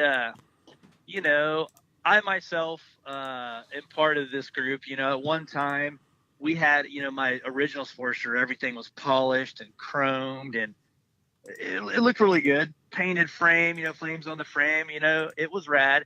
And then one day I took my exhaust off and I painted them flat black, and I put them back on the bike, and I'm looking at them like, those are awesome. And everybody hated them. And I'm like, I just think it looks kind of cool that the bike is so clean, but then the pipe looks so ugly. So then I was like, you know what? When I painted the Impaler, I'm like, I want everybody to just hate this bike. Yeah. So everything that everybody chromes or polishes, I just powder coated it all black. And then when I went to paint the bike, I didn't even really know it that this time that the color was called olive drab. It's just, we have Patterson Air Force Base there. And I'm like, I was talking to one of the guys. I'm like, what color should we paint this? I'm like, let's just paint it something that looks like baby crap, just nasty. And I'm like, that army color. That looked nasty, you know. I never tried to paint it to look like an army bike. Yeah. I just liked that color because I figured everybody would hate it even worse. So, so yeah, that was our whole outlook on that bike, was just to kind of, I just wanted the people to walk up and hate it. Oh, and the best compliment ever was Chris puts it on the cover of Cycle Source magazine back in the day. And a dude, did he email you or like write a letter? No. This actually brings up a cool piece of personal history for both of us. So one of the ways that I got to be really close with you guys was I got to be good friends with your brother Jeff one day at a local Pittsburgh bike night, and it was the month that your bike was, that the Impaler was on the cover. And I had my little booth set up. You know, I used to set up a little card table, and I'd sit there and peddle my magazines. And this guy walks up to me, and he was so disgusted that I put that bike on my cover. He told me he was never going to read the magazine again, and your brother happened to be standing right there. And this dude said this to me, and he said it so sharp and so quick that, like, not like today. Today I would have peed on his foot or something, but like, he said this to me, and I just like, and he walked away. And while he's walking away, I told your brother Jeff, I said, I'm going to go punch him in the back of the head. I said, I really am. I've had enough of this shit today. I'm going to go punch this dude in the back of the head. I'll do 90 days. I'm okay with the simple assault charge. And your brother talked me down. He said, hey, man, look, he said, let that dude think what he wants. He says, we all know what's cool. He said, your magazine's badass. You need to just focus on the people that are down with it and forget stupid shit like that. And like, ever since then, man, your brother is just, he is the king of cool when it comes to stuff like that, you know? Yeah, just chilling out. Yeah, did that dude like ask you, couldn't you have found a better bike for the cover? Yep. He was funny, appalled. He was appalled. Yeah, Chris tells me that, and I'm like, perfect. Like, that's what the bike was built for anyways. That one dude hated it. Good for him. Yep. Nice. But he was so moved. Well, right on, man. I know you got But yeah, we're getting home. I think we're going to stay here in Beckley tonight. I'm actually right now in a Kroger parking lot sitting on some picnic table. Maybe some meth are staring at me. I'm not really sure yet. I haven't figured that out. Meth for life, yo. Yeah, right. So I think we're going to crash here, and then I'm going to get up and get to the shop early in the morning because I've got to get there and help finish up a bunch of parts to ship out. And we're getting one of the bikes ready for Fuel Cleveland, which I think my nephew Chad's bike, I think that we're going to do some stuff with that here in Sturgis with the magazine here soon. Right on. So we're excited about that. And just these next 3 or 4 weeks are going to go by like a blur, just trying to get ready for Sturgis. So the big show. Yeah. Yep. I'll see you guys in Sturgis with my tongue hanging out. Right on. So all right, man. Well, thanks for coming on, guys. Pat. Appreciate it, and talk to you guys later. All right, man. Thanks, you. Pat. Bye. Yeah, sometimes I forget how far back me and Pat go in the stories. God, he used to travel around back then. He had this shitty little cube van, that was just like hand painted flat black, and I can't even remember if it had a logo on it at the time, but it reminded you a lot. In the movie Animal House, when they take the car and they black it all out and they put it underneath the cake. That's what this truck reminded you of. It was menacing. And then when these guys rolled up and got out of it, it got even worse. Him and Cope. Oh yeah. Yeah. Ferguson, the whole crew. Oh yeah, I can't even say that guy's name anymore. What you got over there? Not much. Try that. She doesn't have a microphone that's on, apparently. Sorry, I shut it off.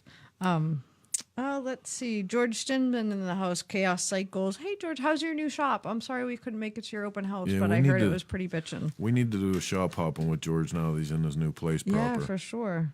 Yeah. Let's see. Carl, not going to say your last name. Welcome. Philip Griffin is in the house. John, not going to say your last name either. Starts with an S and a W, but we're going to leave it as that. What's Carl's name? Does it look Swedish? Yes. Is it like Bjorklund? Yep. That's Carl from Super Rat. What's up, man? Oh, what's up, Carl? Yep. Nice. I've got a funny story about him. Well, let's hear it. I went down to Arizona Bike Week 15 years ago, probably, and met up with him and his brother down there. And I was so baffled by the bike that he brought. I don't even remember which bike it was, but I was like, how are you not in every magazine? And then he built that bike with the crazy exhaust that he spent like 500 hours building or whatever, and it was in every magazine. So I love those guys. I got to spend a little bit of time on the salt flats with them, man. They're just really good people. Yep. For sure. I have a bit of business right now. Okay. Biketoberfest. I know it's a little ways away. People are thinking about Sturgis. They're thinking about Fuel Cleveland. They're thinking about 50 other things. But Biketoberfest is coming up. It's going to be Thursday, October 18th through Sunday, October 21st, the day before my birthday. There will be tons and tons of events happening down there.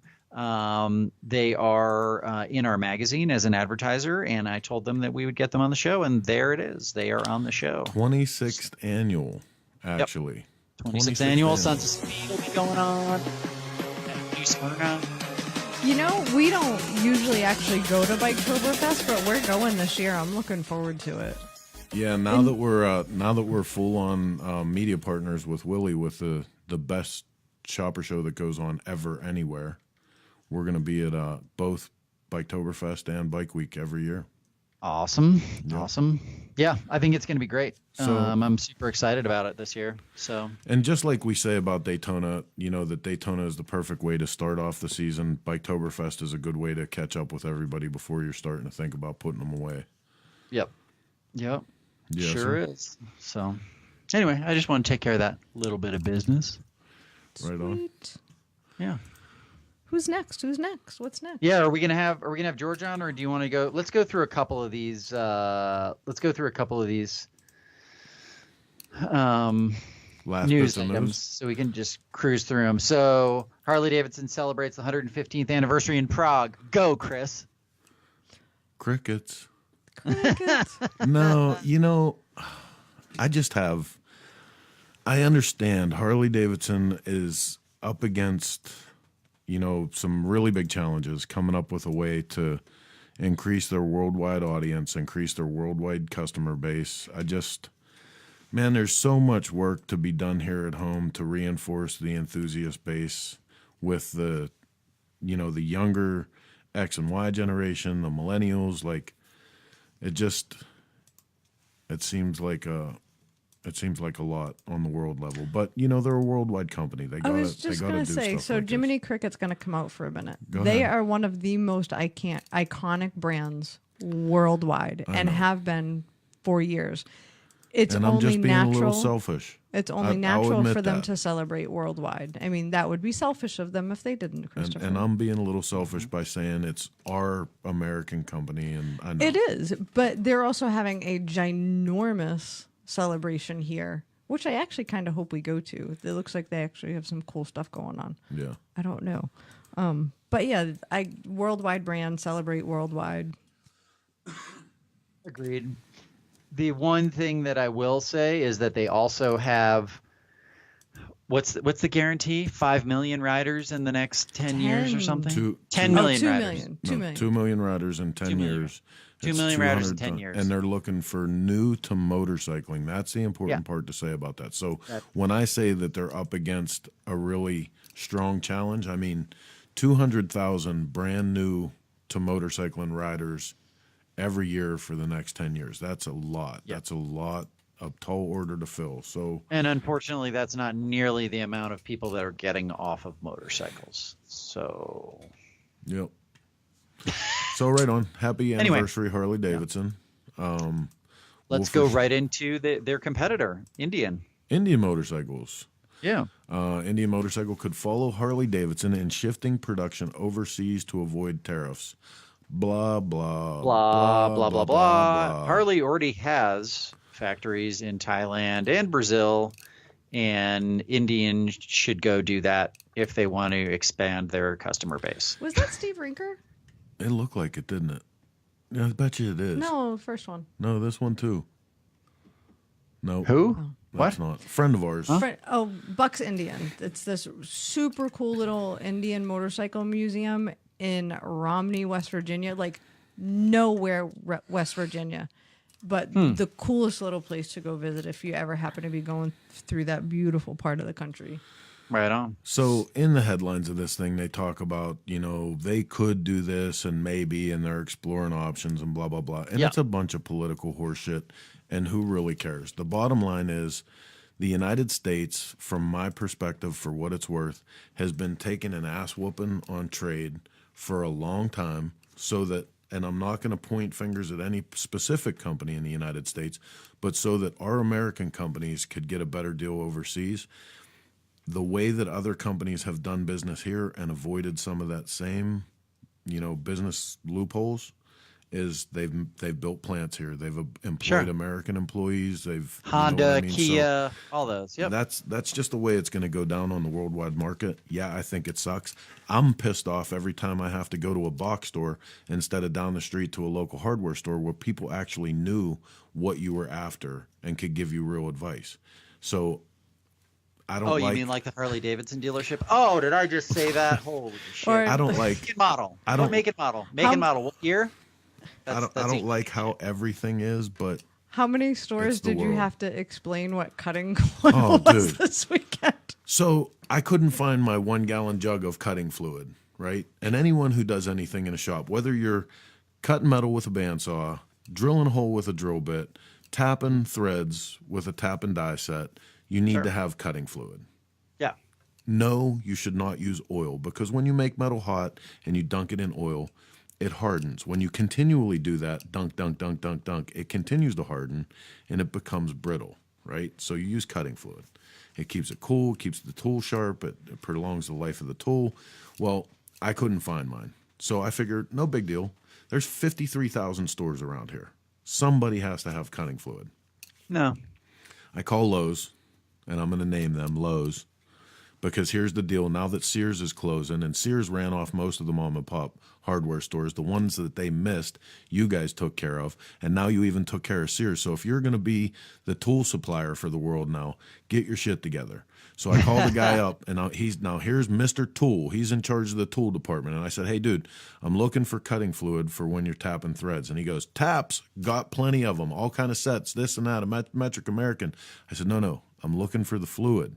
And he goes, nope, we don't have any of that. He said, but you could use 3-in-1 oil or WD-40. And I said, no, you can't. And he goes, and I've even heard people say that you can use a lightweight motor oil. And I'm like, so he proceeds to say, for the love of God, please do not tell me you actually tell people that. I said, please don't tell people that anymore. I said, and for God's sakes, if you're going to carry the tool, carry the stuff that goes with it. You know what I mean? Like, just take it upon yourself to order some of that. Get it in here and put it beside the tap and die set. Have some cutting fluid. Teach people how to do stuff the right way. It's awesome. You're a very small percentage of the society. I just want to let you know the amount of bitter old man. I know the amount of people that actually know what a tap and die are. Hey, listen, this is the thing. This is my argument about that. Study after study is starting to show that millennials, who everybody's so concerned with what the millennials are doing, pay attention to the studies. What the studies are saying is these kids are getting burnt out on so much technology, getting rammed down their throat day after day, and they're starting to look for more tactile experiences. They're going back to the trades. They're going back to camping. They're going back to putting their electronic devices down and taking a break from it. Well, doing a little paper mache. Somebody has to be there to teach them some of this shit, right? And if they go to Lowe's, they can only buy a tap and die set that they're going to break because there's no cutting fluid. God damn it. Damn it. The problem is I couldn't get my goddamn cutting fluid. Oh, that's funny. So then after he sends me on a wild goose chase, I get to the shop in time for him to hold up a 1 gallon container of cutting fluid that was there the entire flipping time. See, this is why you guys have 3 motorcycles to build, a painting to finish, and a magazine to publish. Because he's crazy. Listen to that silence. Okay, so let's get George. Come on, let's get George on the phone. There's nobody better to rant. Okay. Right? Yeah, because George will tell you everything that's wrong with me. That's what I need. I need a third person beat me up emotionally tonight. Well, and here you go. If you want a fourth, my mother just very kindly reminded you that there's still a local hardware store in Pepperell. And With run by the just same took the family. medication like it's recommended, everything would be fine. Right. Oh my God. Oh, it wouldn't be nearly as funny if it wasn't true. Okay. Moving on.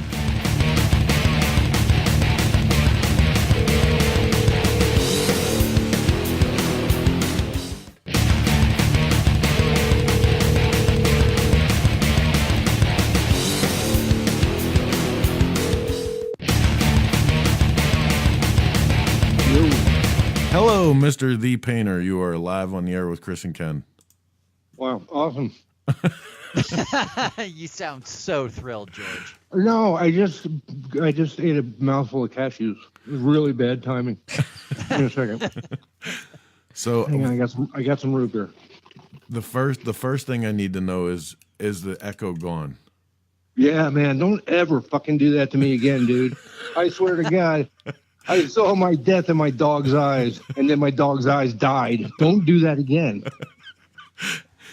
Oh my God, that's funny. And the dog's awake now. You woke the dog up, or maybe I did. Whatever. Bud. Heather that said, dog. "Poor Bud." Yeah, whatever. Right. She can walk in the walls all day long for all I care. So, God, that's brutal. What? Whatever. I got a blind dog. What, are you going to be miserable about it or laugh when she bounces off the wall and then takes a running start at it again? She doesn't learn the first time. She just goes faster the next time. And I like that in a dog. Keep in Resilience. mind, that Resilience. statement came from the same guy that will purposely throw the frisbee or the tennis ball so Nugget slides and crashes. Oh, Oh, yeah. that's the best part, man. Yeah, Especially yeah. because when they tumble, it's like you know those clay track sprint cars with the big wings on top. So if you had one of your dogs rolling and knocked a bunch of pots and pans over, it would be the same fucking thing. You'd win YouTube or something. Right on. So listen, everybody, of course, knows you from your time writing for the Horse Magazine and from your artwork. But what we're asking you to come on the show with tonight is you have some breaking ground as far as technology goes with Yeah, sure. with a brand new kind of website. Yeah, I'm following closely in the wake created by strippers and girls who like to take their clothes off for money. That who has Patreon But I am cutting edge in technology. Yeah. Okay, look, I'm obviously misinformed and incredibly interested now. So please continue. Yeah, please. I'll tell you what, dude. I don't know nothing. I don't even know how to speak English. I don't know nothing about the site. All I did was I just started writing on it, right? And what it is, are you getting sick seriously? Who? Sorry, dog. My Oh. dog. He just makes this horrible noise. Yeah, so I just got on there and started writing, and it's a site where you put out a product or you do something, or you do a trick, you stand on your head and somebody gives you $3 and shit like that. And it's all automated and everything like that. What I'm doing is it's $3 a month.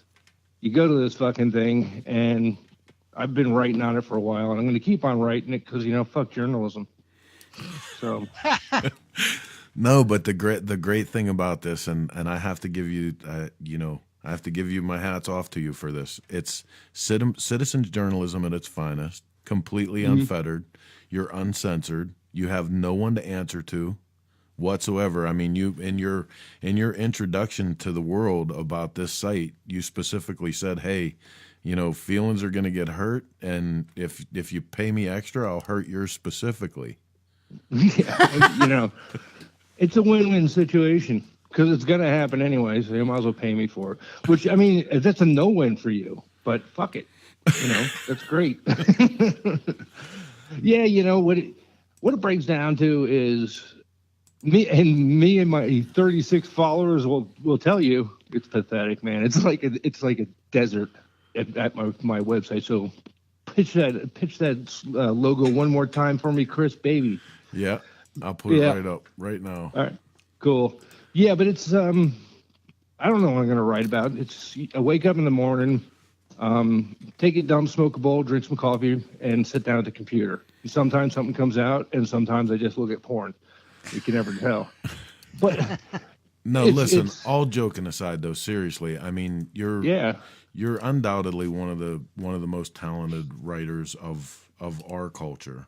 Right. I think both for your ability to craft an image inside of a reader's head, and for your brutal honesty. You know, because this is, let's face it, man. Like, I'm sick of the world that's giving out fucking trophies for everything, and you know everybody gets a pat on the ass on their way by, and I think this is the perfect timing for somebody to be completely honest, and this is the perfect way that that's going to happen.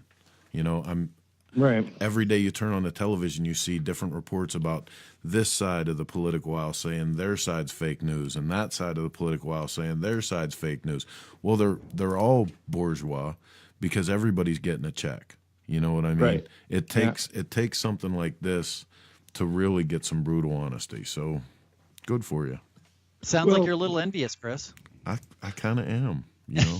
Yeah, he salivates often. Well, there's two things that make me happy in the world anymore, and one of them is Ben Shapiro, and the other one's my big dick. So I guess, you know, and you know, that makes for a happy life, really. I got a cool bike. You know, so if you want to hear about Ben Shapiro, my big dick, or what wall my dog is staring at, go to this fucking site and pay me $3, and I'll get better weed next time. Oh my God. It's gonna be awesome. Yeah, man, it's you know, it's not supposed to go anywhere. It's not supposed to do anything. It's just supposed to be. I mean, I can't remember to send T-shirts out or anything like that, but fuck, man. It's an outlet. You know, and the worst thing is, like, people are pissed off at me all the time about paintings because I never send them out on time. I said, it's going to be a month. But what they're doing is just kind of hanging around my shop, and I'd like to look at them. And it's like pulling teeth with these people trying to get these paintings out of me. At the beginning, they're really excited about it, but at the end, they're ready to kill me. Dude, everybody gets their paintings, but holy Ken, shit. I finally got a George the Painter original painting. He did a painting when Chris Cornell passed away. He did a killer piece of Chris, and Chris was such a big influence on my music life that I had to have this painting, and I've been waiting for a chance to get something from George, and I got it, and it's been living at his place for the better part, I think, of most of a year now. And he tells me that he's treating the painting, but unlike the old masters that would wait for a certain amount of time for the oil paint to cure and then they would varnish, and George is just smoking a lot of dope around it, and it's soaking into the painting. So I've had complaints. I really have. I'm like, every once in a while I use one of these. I'll make one of those big stretchers, you know, like whatever, 30 by 40, and I'll use it 2x2s to make it, and it's a real soft pine. You know, and there's two days.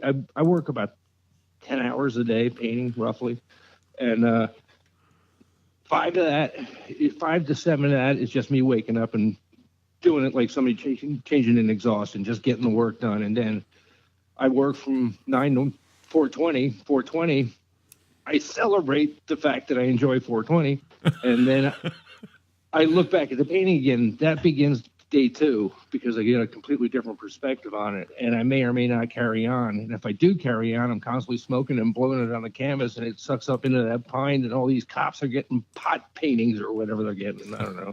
So I don't know what you want to call them. when we do finally take ownership of that Chris Cornell painting, honey, it's gonna live outside for a while. Just saying. No, man, it's good, man. Good. It's good. Good. It's good. It's all right. So you'll enjoy it. Again, I have to say, you know, all joking aside, as far as his accomplishments in art, George has captured some of the most iconic images, and he'll probably blow this off as not that big of a deal, but seriously, some of the most iconic images of our time. Motorcycles that have been important to our culture, people that have been important to our culture, but probably none as important to a lot of us as your picture of Richie blowing down the road on viola. Oh, yeah. Yeah. There's that one. Yeah, that's I really don't got much to say on that. Yeah. You know, it was a painting that I had to do, and it's a weird painting, and there's things are kind of strange in the painting if you stare at it long enough. and that was the whole Richie thing, and I had to get out of my system. And Edge bought it. Did he really? Yeah. So right on. Yeah, nice. Yeah. That's a cool one. Right on. Yeah. So you know what the other cool thing about that painting is that it made me America's fucking sweetheart, didn't it? It did. It really fucking did. See, I thought Lemmy did that for you. I thought the painting you did of Lemmy when Lemmy passed away. Yeah, that was just. How can you do a bad painting of Lemmy? That Right. was a prescription painting. Yeah. That one was cool too, because in the first, I set the canvas up and it was a square canvas. It was just kind of weird to work on, and I just took a gray wash or some shit, the brush, a dirty brush, and in 5 brush strokes you could tell it was Lemmy. And I actually posted that up on whatever, Facebook and all that shit. And people could recognize what I was doing, and people started offering me money for it, which was really a good time in my life. Oh, it really is an incredible painting. I bought one. Yeah. Sent it you to my got one? buddy Andy over at Who's Hot that? Leather. Oh yeah. Yeah. Who's that? That's Ken. It's like Ken. Yeah, Hi, you Ken. love my voice. I know you do. Your voice is it's ethereal. You're like pixie like. Why has he got his down a couple octaves and yours up quite a bit there, Tinkerbell? Yes. I think it's just between us though, because I was listening to the podcast before and you sound masculine as hell. Oh, thanks. Yeah, no problem. Hey, how do I find? So I'm on Patreon. So Chris fucked up and he put patron, but it's actually Patreon. Yeah, Is the actual- backslash Is the Backslash. site right? And then who do I look no, up? you 'Cause I go. looked up You George go the to. Painter. You go to. Hey, shut up! I'll tell you. Okay. Wait, shut up. All right.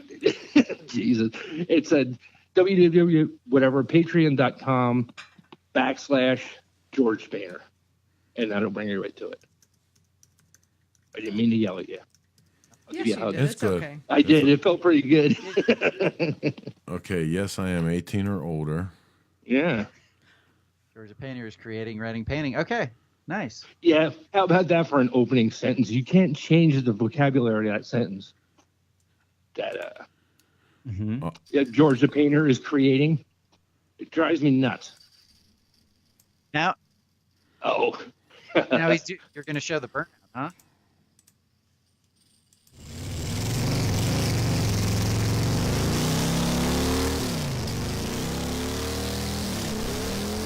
Get it, baby. The Latowski.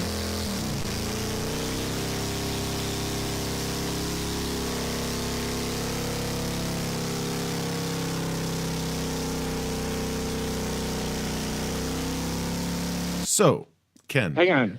Wait. What? Play it again. You got to hear the laugh at the end of it. Okay, hang on. You got to hear it.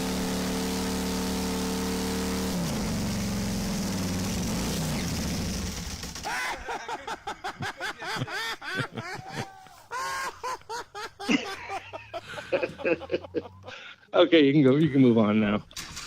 So, you see on the side of his motorcycle there is the number 42. And on his new motorcycle build is the number 42. Do you know what 42 is, Ken? No, I don't. It's the answer to everything. Oh. Wow. He has no idea what you're talking Nope. about. Hitchhiker's Guide He's to just the thinking to Universe. himself, wow, that's the most retarded thing I've ever heard. But there's something to it because his wife said it at the same time. So there's a reason. The Hitchhiker's Guide to the Universe. I haven't read it. Just go see the movie. It's easier. Is there a It movie? really is. Yeah. It's got that Sam, whatever his name is.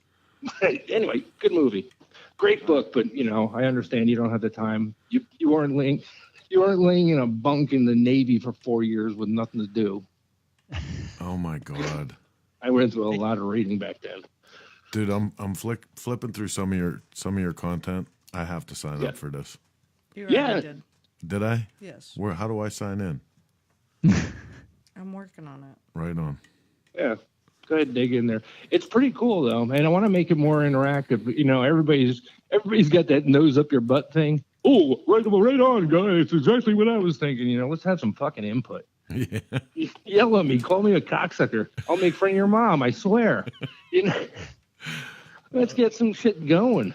Right on. Because the internet and all that kind of crap. I am just so fucking over it. It's made everybody a fucking bike builder. Everybody on the planet's a bike builder, but nobody will admit they're all bike general contractors. You know, they're not really building anything. They're having other people build shit and they're putting it together. And kudos, but just, you know, it's like if you're a trust fund kid, fess up to being a trust fund kid and everything's fine. You know what I'm saying? Hey, so, and you know what? I want to know where the dick measuring contest of all this started, because back in the 70s, which so many people were trying to emulate that time, it was okay to get parts from Arlen Ness and, you know, this guy, that guy, paint job from this guy. It was okay to do that. It was okay. Like you didn't have to whittle your own tools to make your, you know what I mean? Like, and I have respect for guys that do that. Don't get me wrong. And I try to learn more with every motorcycle that I go at, but you know, there's no shame in using stuff. You don't have to. You don't have to butch and up. it's just, it's not even the whole bike building thing. It's just I'm an obsessive compulsive retard, and I get thinking about these things, and it just pisses me off to no end, for obvious reasons. It's like came in. I'm just gonna blow steam up your ass for a second, so prepare. The whole motorcycle culture that I signed up for is fucking gone. Okay, and I found myself just flipping out all over the internet, just going crazy. You know, people were saying this, people were doing that, and I was just starting to look at people, and they were just starting to piss me right the fuck off. And you know whose problem it was? It was mine. So I'm going to try to get back to the motorcycle culture that we used to know. Right. The simple one. You know, the ones where you didn't. Only thing you painted on your bike was the top of the gas tank. You were going to be the only fucking person that saw it, you know? So that's it, baby. That's it. So I'm down here on West by God, and I have been riding so much that I tore all the ligaments in my elbow, which is awesome. And that it's opposite than my throttle hand, because that was me jerking off while I was on the bike. I blew my elbow out.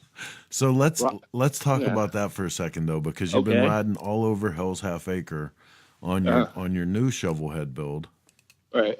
And you were just telling me the other day that you're actually thinking about maybe selling this motorcycle to get your own plot of country acreage in West Virginia. Yeah, the mom and pa's golden acres.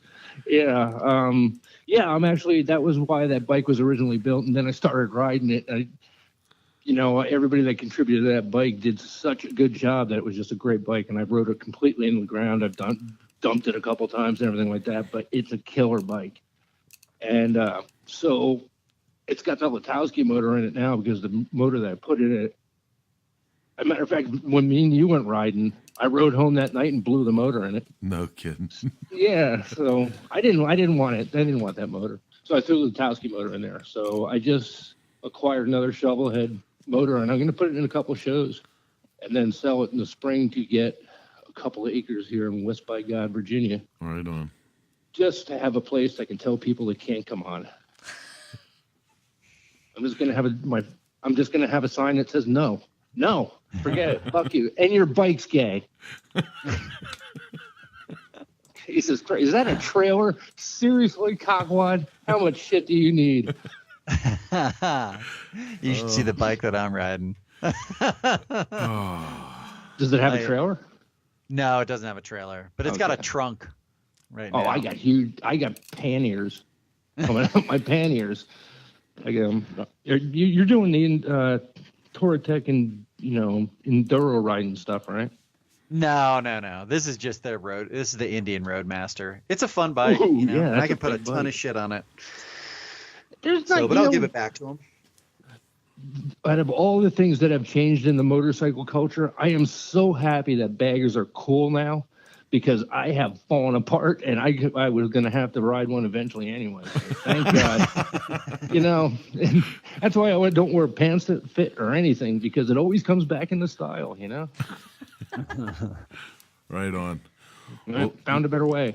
Listen, let's take a look at the site one more time. So Yeah. Ken brought up that I did spell it wrong, but it's it's Patreon. Yeah, because what happens is spell check will immediately change it even before you put the .com on it. To Patron. Yeah. So you want to go to Patreon. Patreon.com/George the Painter. Yep, Georgia Painter's only one word. Hook up and check out the brutal truth, man. George the Painter. Unedited. Put some brutal truth in there yourself. Yeah, I think. Yeah, give me some brutal truth back. I think I might made participate. Yeah, you might as well, and send your enemies because they're fun to play with too. Can I comment under any name? I don't give a fuck. Okay, good. Look for me. I'm not Facebook. Look for me as Brad. Oh, that'll do it, man. I'm in. Right on. Yeah. Thanks for pushing that, and thanks for giving me a call. Yes, sir. It's always good to talk to you, George. Yeah, we'll talk soon. Right on, man. Ken, we'll have to get together sometime, and you'll have a moment that you can actually slide in a word or two. And we're at some point we're going to actually do a full-on podcast with you, like a real hour-long. Like you and Ken talking real. Oh, really? Like face to face? Can we throw baloney at naked girls and stuff? I can't believe we didn't talk about that. We have to talk about the. Oh no, we don't. I wasn't talking about that baloney, son. Dude, we have to talk about that. We have to talk about that. The coolest gaff that anyone ever played was George the Painter and the baloney incident. Yep, it was pretty cool. Do you remember that? No.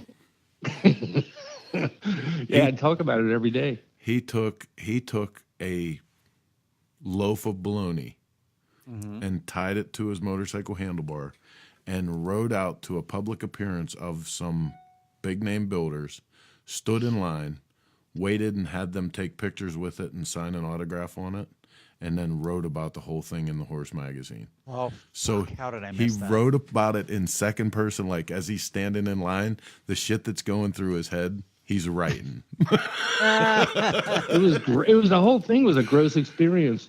My favorite, the line that summed up that whole article was the baloney slapped, the baloney fell to the floor with a sickly slap. That's the only part of it. I don't even know if I have access to that story anymore. Yeah, beautiful. Forever burned in my memory, George. Yeah, there's a lot of shit burnt in mine. All right, fellas and lady, I will. Where are you now? Where are you? Me, her, him. Yeah. Well, you're all in different places. Well, you're Ken's home, in right? Colorado, and we're in Right. Colorado. damp basement. Yeah. Oh yeah, that basement, man. Just put everything on stilts. Because I remember stopping in there and it was flooded then too, and it's always a different reason. Yep. It's that thing at the end of the driveway. Our house sucks. Yeah, that's why I like living in the back room of a Circle K, man. Nothing to worry about. Strange things afoot at the Circle K. There always is. All right, Slappies, I'm out of here. All right, George. Thanks for coming on George. tonight. Catch you later. Bye-bye. Oh, God, he's a trip. Yeah, he He's is. something. He's a great artist, though. Yeah. Like, I have to say that. George is truly a great artist. He is, and you know what's surprising, a lot of people don't know, is George is actually, like, for all of us out here that, doodle and do some art and stuff, George is actually classically trained. Like, I learned something new. Like, there's the painting I'm working on for Lichter Show, George is constantly giving me advice, and he's really good to be around, Yeah. Like, the amount, I have to say, I'd love to meet his mother and father, because the amount of talent that runs through that family, because his brother is crazy talented too. He's actually doing a piece for Lichter's show. George's brother, Jimmy, is doing a piece for Lichter's show this year. He's an incredible artist, and he's a great writer too. Both of them are, so they must have some good creative lineage. For sure. So Ken, let's talk about Aiden's Ride in Sturgis. All right. Fourth annual Aiden's Ride Sturgis. Please go to, let me see if I've got so it's www.flipcause.com /secure/cause. blah, blah, blah. If you go to aidenjackseegerfoundation.org and then go to rides and then hit Sturgis, you can go and purchase your tickets. We And are how going to much be are tickets, leaving. Ken? What's up? How much are tickets? They are $30 for a single, $50 for a passenger. We're going to be going to Belle Fourche that day. It's Tuesday, August 7th. We're going to have a catered meal out there, and then we'll ride back to the Sportster Showdown, where we will have a silent auction for Paul Yaffe's Bagger. Oh, yeah. I got to put Campground this up. Cruiser, which is crazy. And then Indian Larry's also doing a mini bike as well. And then Hot Leathers is doing a custom vest. And all those are going to be silent auction. All the money, all of the proceeds go to the Aiden Jack Seeger Foundation. We got a real quick clip of Yaffe's Campground Cruiser. So, just to be perfectly clear, that's a mini bike. Yeah. That is a mini bike. That is a mini bike. That is a 1,000 watt mini bike, which will go 40 miles an hour for 2 hours.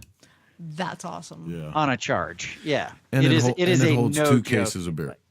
Yeah, it'll hold like 2 cases of beer. It probably won't go 40 miles an hour with 2 cases of beer and a full grown person on it. But So speaking of mini bikes, Ken, do you have a costume for Gettysburg? I don't, but I will. Don't you worry. Yeah, it'll be some sort of unitard. You're baiting me. You're baiting me. Oh yes. So actually, I think I'm gonna buy Chris's costume. I haven't decided what it's gonna be yet, though. So It'll be good. What these two are talking about is Gettysburg Bike Week coming up quick, July 12th through Sunday, July 15th, and on site. Be a week from today. Holy guacamole, Batman. Yeah, a week from today. And a week from today, you guys are going to be in Gettysburg, and we are going to be doing the show live. We're going to be doing the show live. We're going to be doing, from Kiefer's tent, right? No, probably from his shop. I don't know where we'll get internet access that'll be good enough, other than if we go somewhere. I mean, I'm sure they don't have. We're invading Franklin Church choppers. There you Be go. prepared. The invasion is on. Yeah, but we're also doing mini bike races throughout the weekend, the Cycle Source Custom Bike Show, tons of stuff going on. If you haven't ever been to this part of the country, you have to go there. Beautiful. Yep. It's just cool. to tour the battlefields and the amount of history that's in the area. It's incredible. If you're close by, have a mini bike, come join us. Yeah, we're looking for and racers. Not only that, it's really pretty relaxed. Like if you want to come and hang out with Mr. and Mrs. Cycle Source, this is the place to do it for sure. Because they're hanging out the whole time. Yeah, we're going to be there all weekend. Yeah, they're there all weekend. They've got their booth. They do their bike show. If you haven't had a chance to go ride with Chris and Heather, this is your chance. Hang out with them, et cetera, and meet some of the riffraff, some of the Cycle Source riffraff from that part of the world. And super cool, actually. This year, they brought in our brothers from the American Motordrome Wall of Death. That's right. I'm super Charlie's excited. gonna be there. That's right. Yep, Charlie and the boys are going to be there. If you've never seen the Motordrome, come out from your rock. So but worth you it. really, but for me, and maybe I'm biased because I've known them so long, they are like family. I love the American Motordrome because they truly keep it so rich with its history. They do the Bally like they used to, and they go through the rite of passage to be part of it. You have to help set up the wall. You have to help sell tickets. And then you might be able to step foot in it. After you do all those, not just for a day, not just for an hour, but for days, for weeks on end. And they really hold true to their traditions, and what a better place to bring them than Gettysburg. So I'm super excited about that. It's going to be cool. For people that don't know, we're going to have bike games as well. Thursday night, Parmalee is playing. They're a country music act that have some pretty darn big hits from what I understand. Jackal is going to be playing, and Lita Ford is also going to be playing. So I'm kind of excited to see Lita Ford. Yeah, I think it's going to be fun. Friday night, I believe. Yeah. She's playing, and then Saturday night is the big show with Jackal. So That's my bedtime. No. yeah, it's past my bedtime as well. But Okay, Actually, I was talking about Lita Ford on Friday night, but now that you mention it, One It's thing, past your bedtime right now. one thing that I got to hit real quick is early in the show we talked about what I was off doing today, and thanks to the good folks at Progressive Motorcycle Insurance, we've been engaged in a little project this year called the Pro Tracker. I talked about this being a project between Will Ramsey and I at Faith Forgotten, where we designed a drop seat frame. This is where we were at today with the Pro Tracker when I left Cutting Edge Customs, where RJ and I had spent the day. Hey folks, RJ here from Cutting Edge Customs in Morgantown. Chris Callan came down today from Flatbroke Chops and Rods, Cycle Source Magazine, and we both jumped on this Pro Tracker today and got a lot accomplished. I'll show you here real quick.